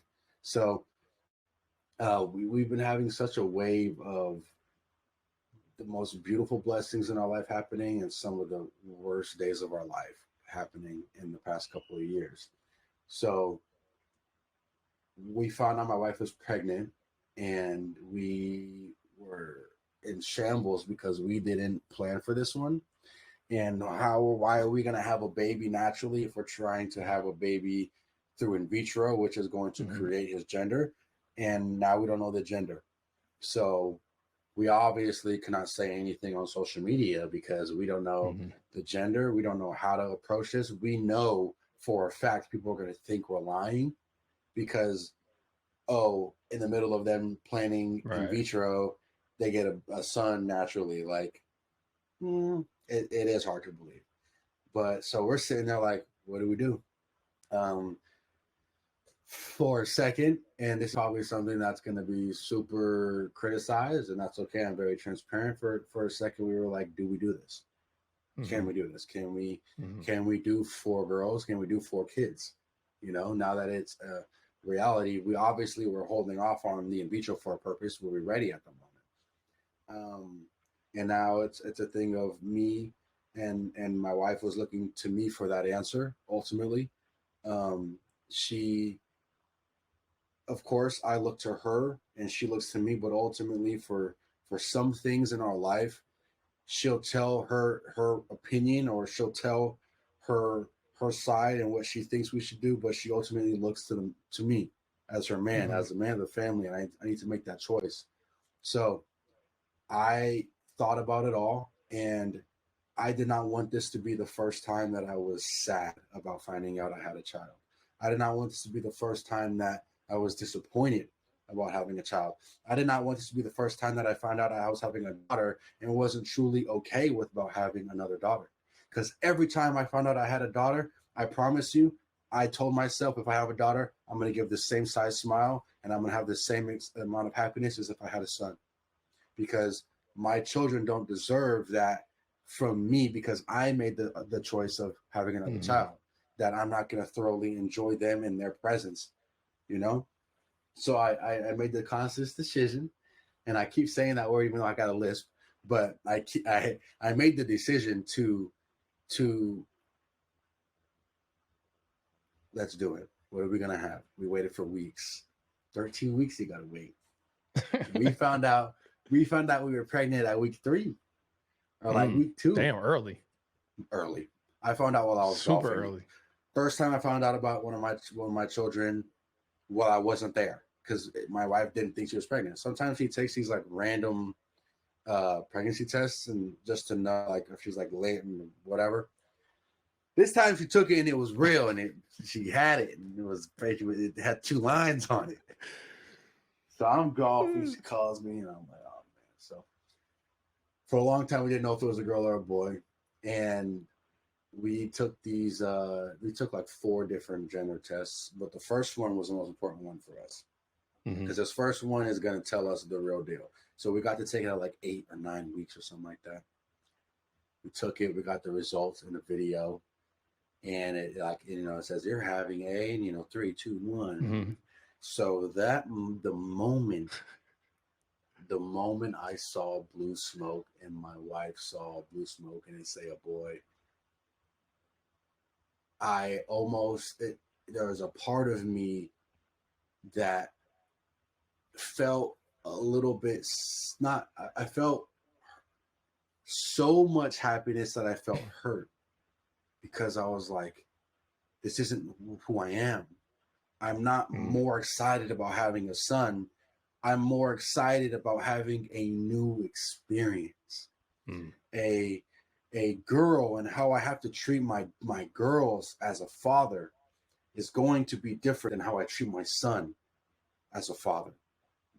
And I've had 3 experiences where I was similar, all different. All my girls are different, but similar in how I treat and have to be with them. Going from the toys they play with to the things they are interested in and want to do, everything plays a part. So for me, in my future, in the next few months to when he's born till the rest of his life, I'm going to have in my eyes, a complete family structure. Meaning, I get to treat my daughters exactly how I want a man to treat them. So when they have husbands and when they have their own lives, just like how Michaela's father did for me when he met me and saw the man he was proud of himself because my wife found a man that reminded her of her father. And that meant something to me as well. So when my son, who I want to be 10 times better than me, and I feel like I'm great, imagine what I can make my son be. So that's where in my future I'm so excited for. And then there's a part of me that also says, well, hey, Ronnie, you're a businessman. And 99% of your life is your personal being, and you know your truths and everything like that. Sometimes it hurts me when people say I do certain things for the content. And that really can drive that. One of those comments drive me because it's one of those things that I know are so far left, but I can't explain it. I'm not going to take the time to make a reel and explain, hey, I didn't make that for that. Like, it's not worth that kind of energy. But sometimes it hurts me when some of my own people, like my own fans or followers or people who I've seen their name comment, or like the DM before that one was, oh my God, I love that, or I love you guys. And then the next one was, why would you record this just for the views? And what people don't know is I take the camera out after I'm already doing it. Not much of what I do is me setting it up and then doing it. It's me doing it and then recording it. That's the difference. And when it came to our son or any of the children before, none of that was for my business. None of that was for the Banks family. That was for Ronnie and his wife, or Ronnie and who I wanted to be as a father. And then I said, you know what? This is exactly what I'm meant to be doing. And I want to share the world how I'm experiencing through my eyes. Me taking out my daughters for this, or me showing and doing this for my wife, or I proposed to my wife on my birthday. You know, a day that's supposed to be all about you. I made it all about her. And those are things that I do. And I didn't do it like, oh, I'm going to get views for doing that.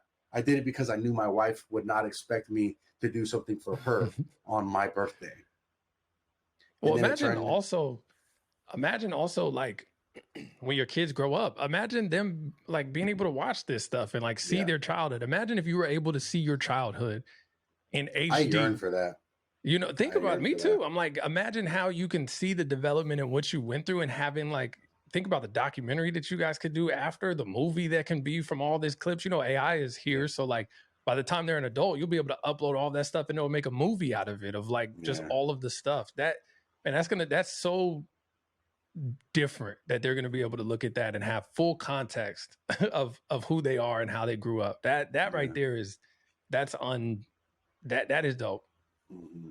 A lot of the reason why I film is because I didn't have an upbringing of, you know, a flourishing of baby pictures and stuff like that.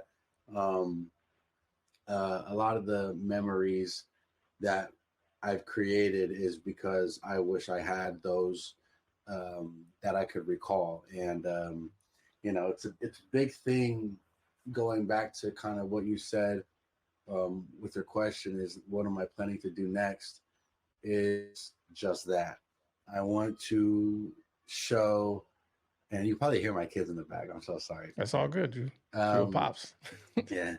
If my goal here is to kind of do an end all type of thing and go into the next chapter, which is welcoming our son, and kind of that's kind of like my grand finale on terms of the growth of the family, meaning who's in the family, you know. And you're done after this? Yeah, we're probably gonna be done. We're probably gonna be done. 4 is a lot. 4 is too many. 4 is too many. It's a lot. Yeah, it's a lot of kids, man. But I definitely, my wife and I, and my family and everyone around us, we have a beautiful empire that I've built. And it's kind of weird to be the guy people rely on, because it's also hard in those times where when you're the guy people rely on, who can you rely on? And, you know, whenever something about money, everyone knows that they can rely on me. But when I needed money, who was I able to call, or who could I look to for guidance when everyone's asking me for guidance? Who am I going to look for to give me that perception that I needed? And my dad was that for me. and which is why I'm able to do it now, and he still is. And literally, my dad bought a house 5 minutes from me because That's cool. that's how close we are. And it just, I want to do a fulfilling. Have you ever seen Kanye West Genius documentary? Yeah. Mm-hmm. The fact that that man knew, Yeah. He knew he early. knew. Early. When I watched that, I got butterflies, bro. Goosebumps all through my body because I was like, oh my God, I'm not the only one, Mm-hmm. And I know there's probably so many, but that was on a scale of like someone knowing that they were going to be something in the limelight in the world, a blueprint, a module, a mogul, whatever it's called, and um, be that and prepare and plan for that Yep. every single day of their life and And talk film about that it. entire experience and show how they were going to be that and show how they were going to be this, and they became that. And that is so powerful because now think about all the documentaries that have been coming out on Netflix, bro, all the people that have been filming over over these years, and they're showing it now, and you're like, that all makes sense, bro. That all makes sense. All this time, people get the Beckham Yep. documentary, bro. Yep. Everything I've been watching, I'm just like sitting here, like I can't wait for my day where I matter enough to where people would want to watch that and gain something from it. Because right now, I think I'm still on my way. Right now, I'm still, people will hear my name and it still may be attached to the corny things I may have posted years ago, or the thing that they didn't like me doing, or my name may not hold enough density right now. But I feel like as long as I stay on this and keep elevating, one day the name will mean enough to where what I did back then and how high it got up there and how low I've came and how high I've brought myself up again into where I am today, to where this is probably the biggest I've ever been on terms of physically, mentally, spiritually, and socially. And now being able to consider where I am now, and if I can double that or triple it or even and become something a little bit more, to where if I put out something that talked about my story, it will really put shivers down other people's spines because they'll be Mm-hmm. like, oh my God, I actually remember that. Or I didn't even know that, but holy shit, like that's deep. And the more powerful social media gets, the more powerful my story will become as well. And I got to tell you this too. How old are you? 20, 27, 26, 26, just turned 26. 26. Mm-hmm. Man, guys don't even get started until they're in their 30s.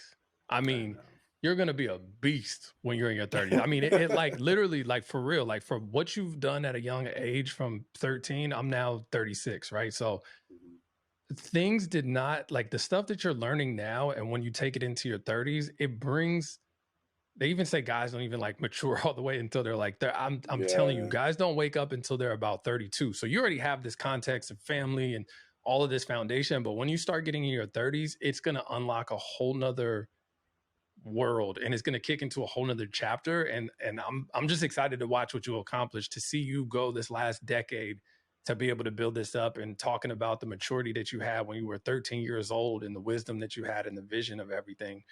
I know that this next decade and continuing on further is just going to be phenomenal for you. And I know you're going to kill it just from the mindset and from talking to you of how you look at everything and how you view things. And this is, yeah, I think so many people are going to get value from this conversation and just an inside look at all of this stuff. I really appreciate you, sharing what you shared and your vulnerability and authenticity. I think that's what we need more of. And that's the whole yeah, goal of this podcast, right? The Doing Everything yeah. Different podcast. We want to talk about the stuff that people don't usually talk about, especially as men, right? Like even just dealing with, emotions and jealousy and envy. Like a lot of times it's hard as men to be able to, Admit admit that that. and talk about that stuff. So to be able to do it, Mm-hmm. even though we all feel it, regardless Right. of who you are and how, whoever you think you are and however bad you think you are, you're still feeling it. And so to be able to try to hide it, I feel like it's just being fake versus being authentic and real about it and, sharing it, because I think it could be helpful for people.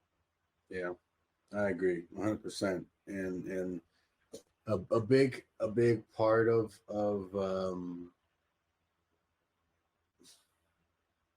a big part of that transparency comes from the demand on social media, honestly, bro. Because when you're hiding something, it's so much harder to do something, if that makes sense, right?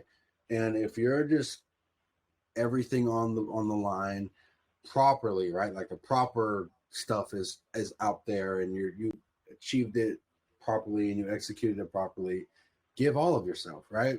Mm-hmm. And that's the best way, because then people can't be like, nah, he didn't did it, or all these other things, because there's really nothing I left out. I just put it all on the table. So like, only What you gonna opinion say? they can, yeah, only opinion you can kind of create is something that I allowed for them to create.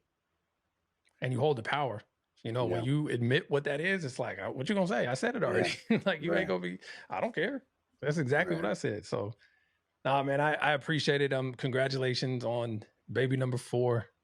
Congratulations on everything that you've accomplished this far. I know that this is definitely going to be a continued conversation. I know we're gonna talk again and do more content. And I'm just yeah, I'm looking forward to the progression and continuing to watch you flourish and turn your vision into reality. So I appreciate your time and being on the show. Thank you. Is there any? I do have one little ending type of segment, but if there's Let's do it. anything else you'd like to know, I want to. If you have any other questions you had or anything like that. No, let's do it. What you got in mind? Yeah. So I've got this like 5 to 10 year plan that I've tried, because I didn't really answer fully your question about what my plan is, like for the family, and kind of like what my plans are coming up. Obviously, I don't want to only, like I said, be one thing. Mm-hmm. Being a dad is my main thing, and being a husband is my main thing. But on terms of making sure that happens properly and being able to continue doing what I'm doing, my goal is to really elevate myself as a content creator, meaning creating my own space to do that. At first, I was looking into like warehouses and stuff like that, and all these kinds of things. But I grew up, riding horses and being on the ranch and stuff like that with my grandmother, and kind of having that in me, and wanting my kids to feel that feeling of being one with the earth is so Mm-hmm. important, bro. And whenever I'm on the ranch or wherever I'm kind of just like away from the social stuff, it really brings more inspiration, and it gets me excited to go back to the world of creating. So I'm trying to get a lot of land, get land and build on it, and build our own playground in a sense, and That's dope. have our own area of, this is where our home is. And it's also where in the backyard we'll have, a track to test out the cars, or, dirt bikes and all That's that dope. fun stuff we like to have. And, a basketball court where, and stuff like the football, or in the pool. And we're going to have our headquarters. And that's kind of the goal, is to put it in all in one space, to where we don't have to, because I want to move out of state. I don't want to be in California. Um, Taxes are insane. Right. And I want to also take knowledge and take heed and take warning to everything that's happening in this world. There's so much going on, and that could be even for a later conversation, but Yeah. there is so much stuff going on in this world, to where, um, if you have children, you need to be certain on how you are going to keep them alive. So many words, in so many words, meaning every day putting food on the table, or Yep. just making sure you're taking care of them, and making sure their health is okay, because so many health things are going on in this world right now. And yeah, my goal is to be self-sufficient. I want to grow my own crops. I want to get my own chickens. And you know, I want my kids to have cows that they can play with, and Very horses they dope. can ride. So that's my goal. And to where when I wake up, my children are inspired and I'm inspired, to where if my children, let's say I'm having a bad day or my wife's having a bad day, there's so many things around us that will our family. And so for instance, I'm having a bad day, let's say, but my wife wakes up and she doesn't know I'm having a bad day yet. She goes downstairs, she brings the kids, they start making pancakes together, they're having a great time. I go downstairs, I join in on that. Those are things that I look forward to. Or let's say it's a hot day, I came back from doing something, I'm not really feeling it, and I come back, my family's in the pool having a good time. You're not going to just be an asshole. Right. You're going to go freaking sit down and ease back into that. And that's the kind of environment I'm trying to create, is having a space to where there's really no reason why we shouldn't be on our high horse all the time, whether it's business or personal. Meaning, why are you not handling business? Your headquarters is in your backyard. Or why are you Right. not feeling good? You know, you got this, and that you can go do right now, right now. And I find the best moments of feeling like myself when I'm um, when I take a break and I allow myself to either film the content and create my life. And then I worry about, because I always worry about what I put out and the reception it gets once it's out, Mm-hmm. right? But while I'm making it, I don't care. I'm just making it. I'm living my life. I'm filming it. And then when I post it, then I start getting into this moment of like, well, how is the world receiving it? And that's where I need to focus and create the best content that I can, and the best, and live. Me creating the best content that I can means I'm living the best life I could Right. possibly live. And that's literally like the basis. Like, is if I can live the best life I can live, I'm gonna put out some of the best content I've ever created. And that's just the truth.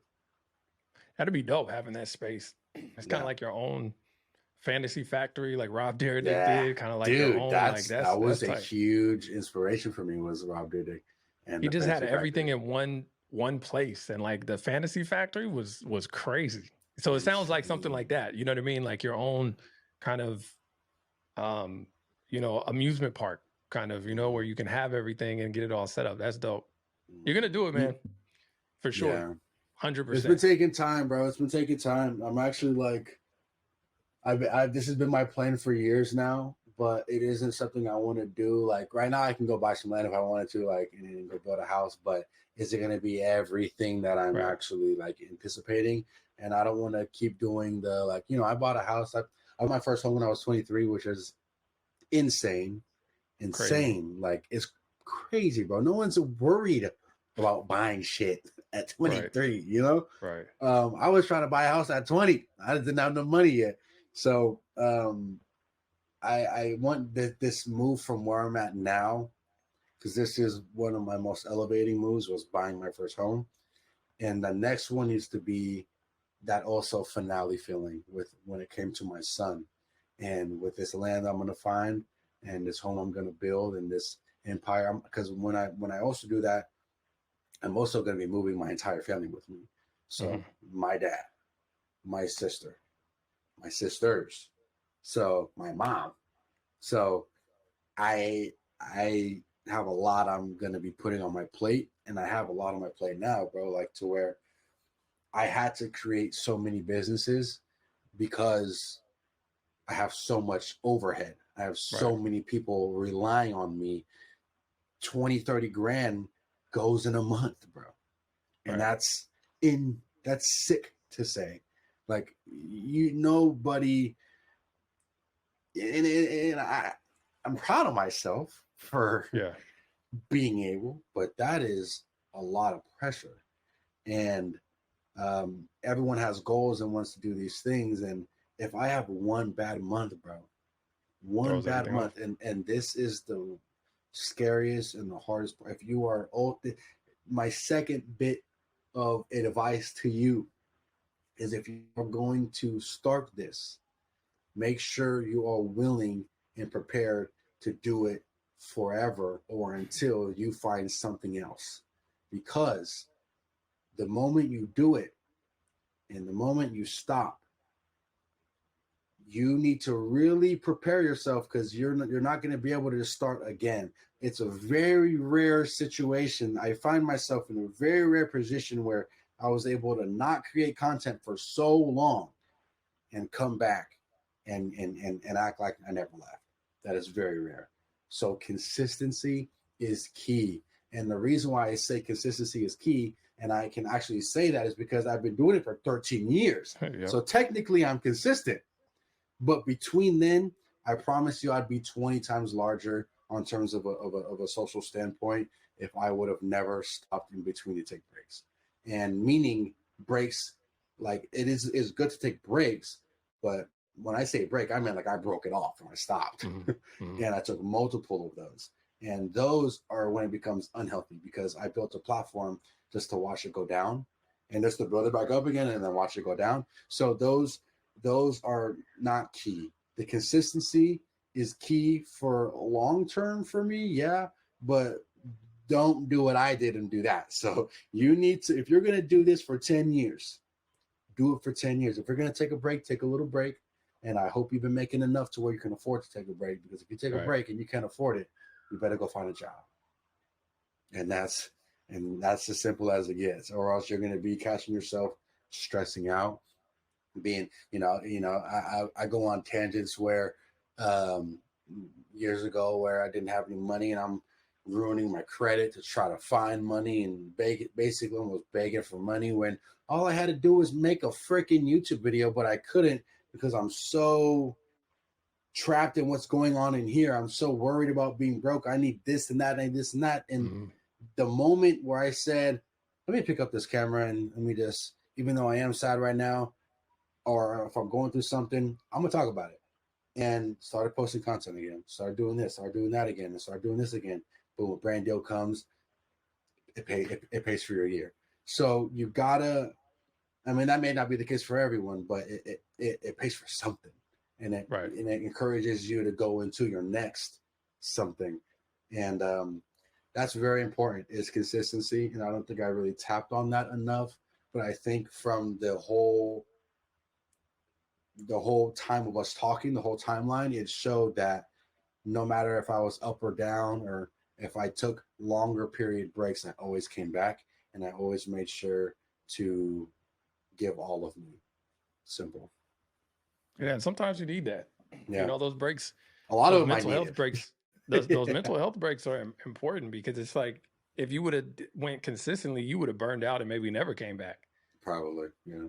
And so like that mental health, if you're not right, it's like it's really hard to put on a front, especially when you're living your life and all that stuff. If you're not good internally and you have those like stuff, because I took a break from content in 2019 when I first had my daughter, and it was like I just was in a place where it was just like I was trying to post to get validation when I wasn't really internally happy with my situation and my business and all this stuff. And it was just like I felt myself just trying to post to get that external validation. Right. And so I was like, I got like disgusted with myself, and I said, I'm about to take a step back. And so in 2019, I took a step back and just got my life together. I was like, I don't want to look happy online. I want to actually be at peace with myself. And so I started going to therapy. I started to do all of these different things. And I just recently came back to doing content this year, like towards the end or towards the middle of this year, like July. And because I'm at a place now where it's like, I'm not posting to get validation. I'm like really posting to share what I've learned and try to build out a platform and to be able to do that. So sometimes, yeah, those breaks are important. And I was nowhere close to where you were, but it was like getting some momentum of where we were going and like how we had everything set up. And then I was just like, I can't do it. And I just kind of stepped back. And so, yeah, it's important. Those, man, if you're not right internally with your head, it's hard to keep things pushing. So how did you, because I don't want to make it all, I did have some like interesting questions I had for you too, was like kind of how And I don't know, like, are you still working with the Warriors and stuff, and you still do Yeah. stuff with Starbucks? Yeah, we do a bunch of stuff with the Warriors. We're doing a couple of big projects for them now for the season coming up. How does it, on terms of a business standpoint, Mhm. how are you able to be taking, because and everyone always asks me this too, and I really don't know the answer because I don't do this part of the talking, right? Like I Right. kind of just create the content, and the team resembles me, and the team helps me look presentable and creates the resume, right? Mhm. But in terms of the talking, I don't really know how that goes about. So how do you get taken seriously for a company or brand like that to say, hey, there's a million other Right. companies and brands, but we're going to utilize you because you seem worth the investment? Where does that come into play? Yeah, that's a good question. I think what I've learned is the more you provide value to people, the longer they'll keep you around. Mm-hmm. So if you can find a pain point that people are having and you can address it, and you can do it with a smile and consistent, you can go there. So the Warriors didn't start off with what we're doing now. I mean, we're doing like a lot of all their activations, seeding kit activations. We do game day giveaways. I mean, we do a lot of stuff, some real significant work with the Warriors. But it didn't start like that. We started to build a relationship with them. We started to take on the oddball projects that nobody wanted to take on. You know, the stuff that we weren't even making money in the beginning. We were just trying to provide value and build a relationship. And so it took 2 years. We finally got an introduction to them, and it took 2 years of doing these like just projects that just didn't make sense from a financial standpoint, just spending a lot of money in there. But we were building a relationship and we delivered every single time and we thought long term. And so I posted something about that actually that was like, and I made a video where they said, so it was like a meme going around like, sorry, I can't do free services. I need to get paid for my services or something like that. And I just offered a different perspective because I'm like, well, how we've gotten into Starbucks, and let me tell you something with just Starbucks, for instance, right? And like what we did with that and how we got in. It started off with a project that we normally charge 25,000 for, and they were like, we have a budget of $1,500. And I said, okay, let's do it. And we built a relationship, which then led into two huge projects. And these are just the big projects. We do a ton of stuff with them. But in 2021, we did their 50th anniversary and did over 650,000 units for every single Starbucks employee in the US and Canada. Wow. And in 2020, we did the Stand Together shirts, 250,000 shirts for every employee in the US and Canada. And it all started by doing something for free and just being able to provide value. So we knew that every time we started to work with somebody, we wanted the reputation that they delivered. They delivered early and on time, and they were easy to work with. So I told my team, even if we have to take losses in the beginning, which we did, let's do that because we're going to outwork the people that are in position right now and provide way more value to them. And if we do that, they'll keep us around and they'll call us back and they'll refer us. And that has been how we got into these big companies without having any sales reps, no sales team. I mean, I have companies that are 100 plus. No, granted, I had a company that was the biggest in our space in the promotional products. They did $1 billion in sales last year. And they came Wow. to us, the top directors came to us and took us out, me and my COO, for a meeting and sat us down and was like, so how many sales reps do you do? How do you have all these big accounts? And we're like, we have no sales reps. We don't sell. We just, our whole goal is like, when we get in, you provide value, you execute, and everything else will take care of itself. And so that's how we've been able to build the foundation and how we've been able to work with the Warriors and increase our business year over year with them. I mean, we have some really dope projects that I can't talk about right now. That's going to be big coming into the beginning of the year. Wow. So it's just Yeah, value dude, and long-term thinking. And that's exactly, I think, just like you said right there, is long-term thinking and having a game plan for how things are going to turn out, not just, hey, we're going to do this right now, right? 100%. I like 100%. that. And I like that. And that's how it happened. Like that picture right there in the back. It was like that was the first thing that we did with Oracle and or at Oracle with Nike in partnership with the Warriors. And we did 35,000 shirts for every fan that came in. And it was crazy because I was telling my team, going back to the manifestation and visualization and all that stuff, it's real. I was telling my team before we knew anybody at Nike, before we knew anything, I was like, I remember in 2015 when they're in the playoffs and seeing all the yellow shirts, and I was like, we're going to be printing those. And we had no connections or nothing. And I remember my team was like, yeah, okay, one day.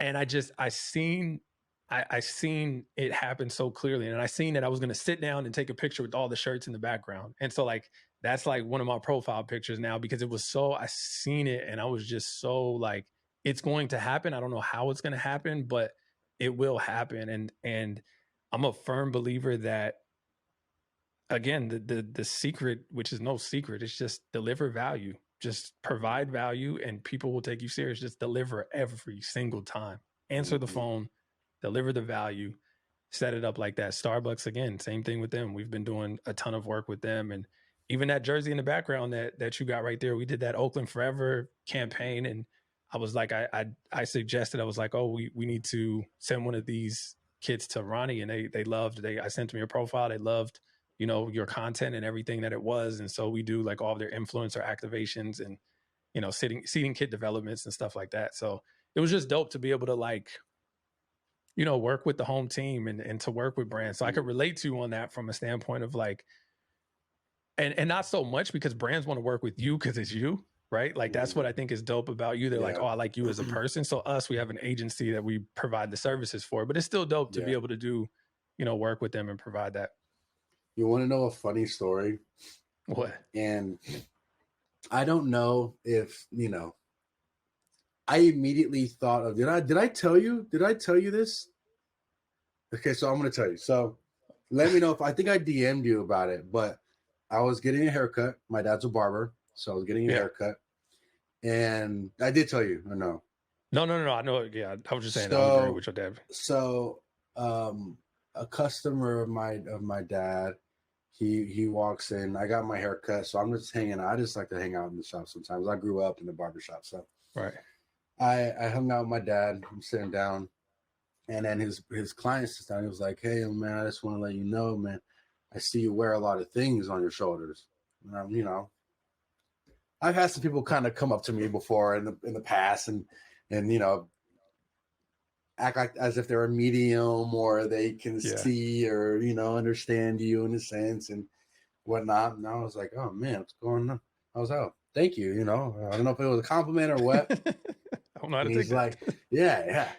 And he said that he had saw that, you know, I needed to have a conversation with my grandfather and I needed to call my mom. And I was like,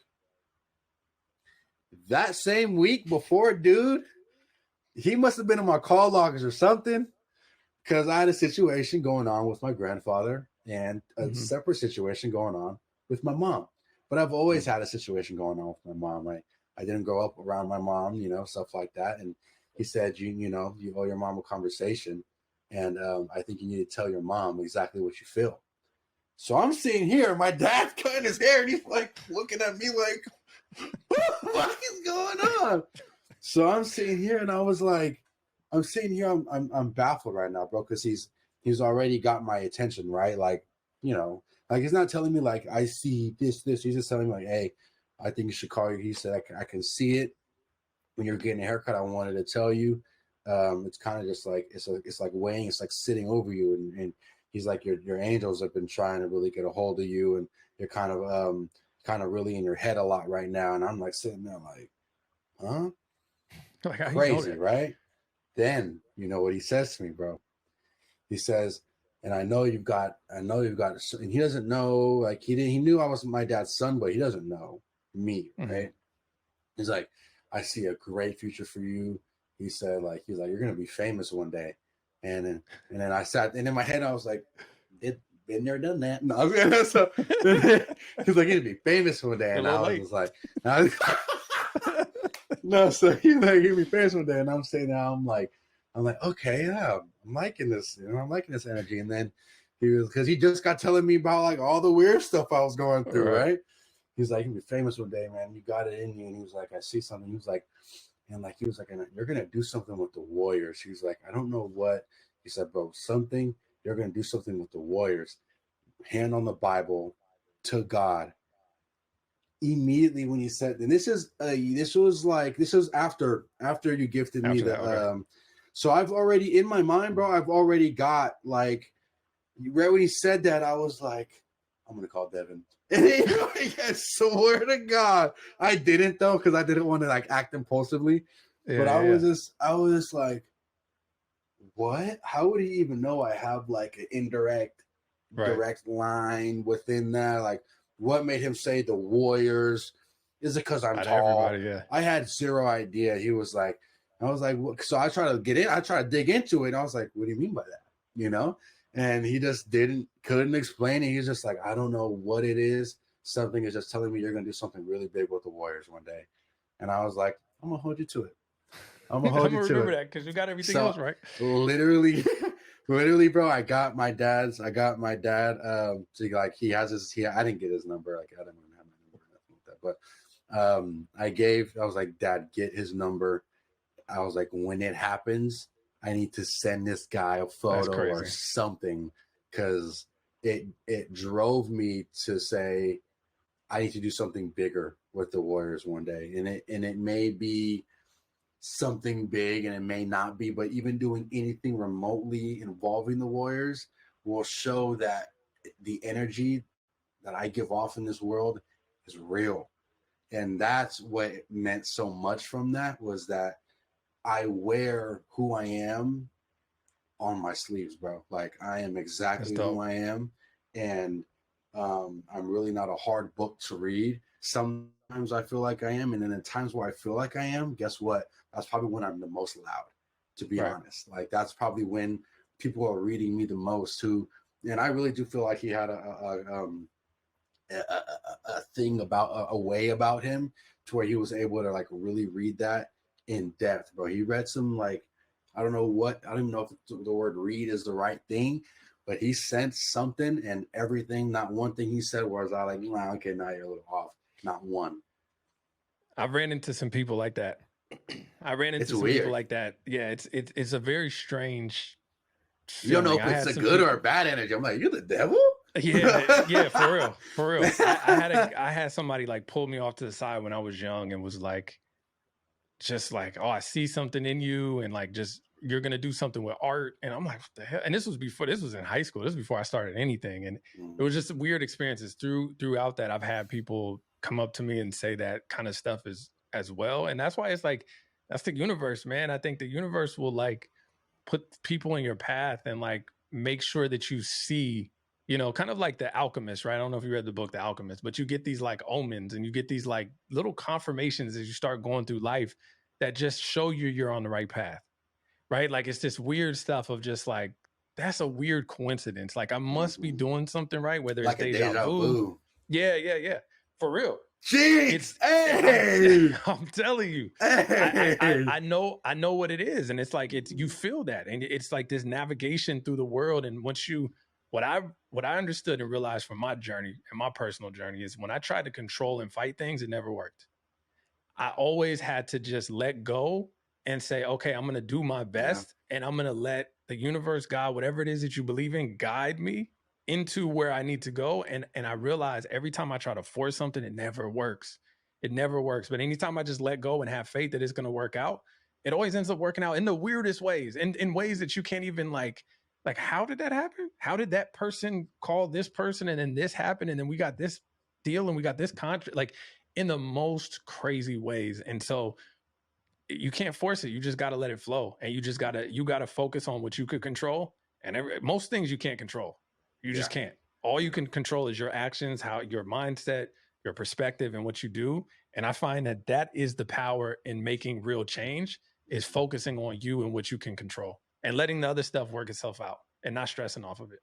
So that was me authentically letting go of the Warrior situation. So if anything happens now, No, for sure. No, for sure. No, we got some stuff coming up. We got the marketing team is really dope. They're gearing up on a lot of stuff. We got, I don't know if you saw yesterday, it was announced that All-Star Weekend is going to be held in the Bay in 25, and then the Super Bowl is in 26. So it's going to be wild in the Bay the next 2 years. So I think I'm going to be invited to the All-Star game. so here we go. Here we go. It's gonna be dope though. Cool. We're gonna have a lot of stuff that we're going on, and like I said, I'm gonna keep you in the loop of everything that we're working on.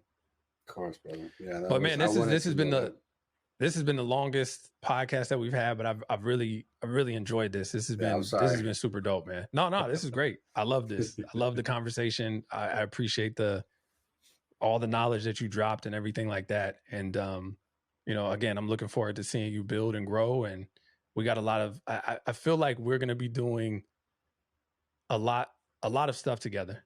I think from a standpoint of you were the one that got us into Criminal Minds. You made the introduction to Kim. Shout out to Kim, and she brought us in, and we were working with Criminal Minds for about 6 years, wow. I think about 6 years, right until they went off, and because they just didn't. The only reason why we stopped working with them is because the show stopped. And so I appreciate that, and so I don't know. There's always been, I think, a mutual respect with us, and I think that I don't know what it's going to lead to and what we're going to, work on together or build together, but I'm excited to see it evolve. Thank you, bro. I appreciate that. For sure. All right, bro. I'm proud of you. I appreciate this conversation, and I will see you soon. Yeah. Talk to you soon, brother.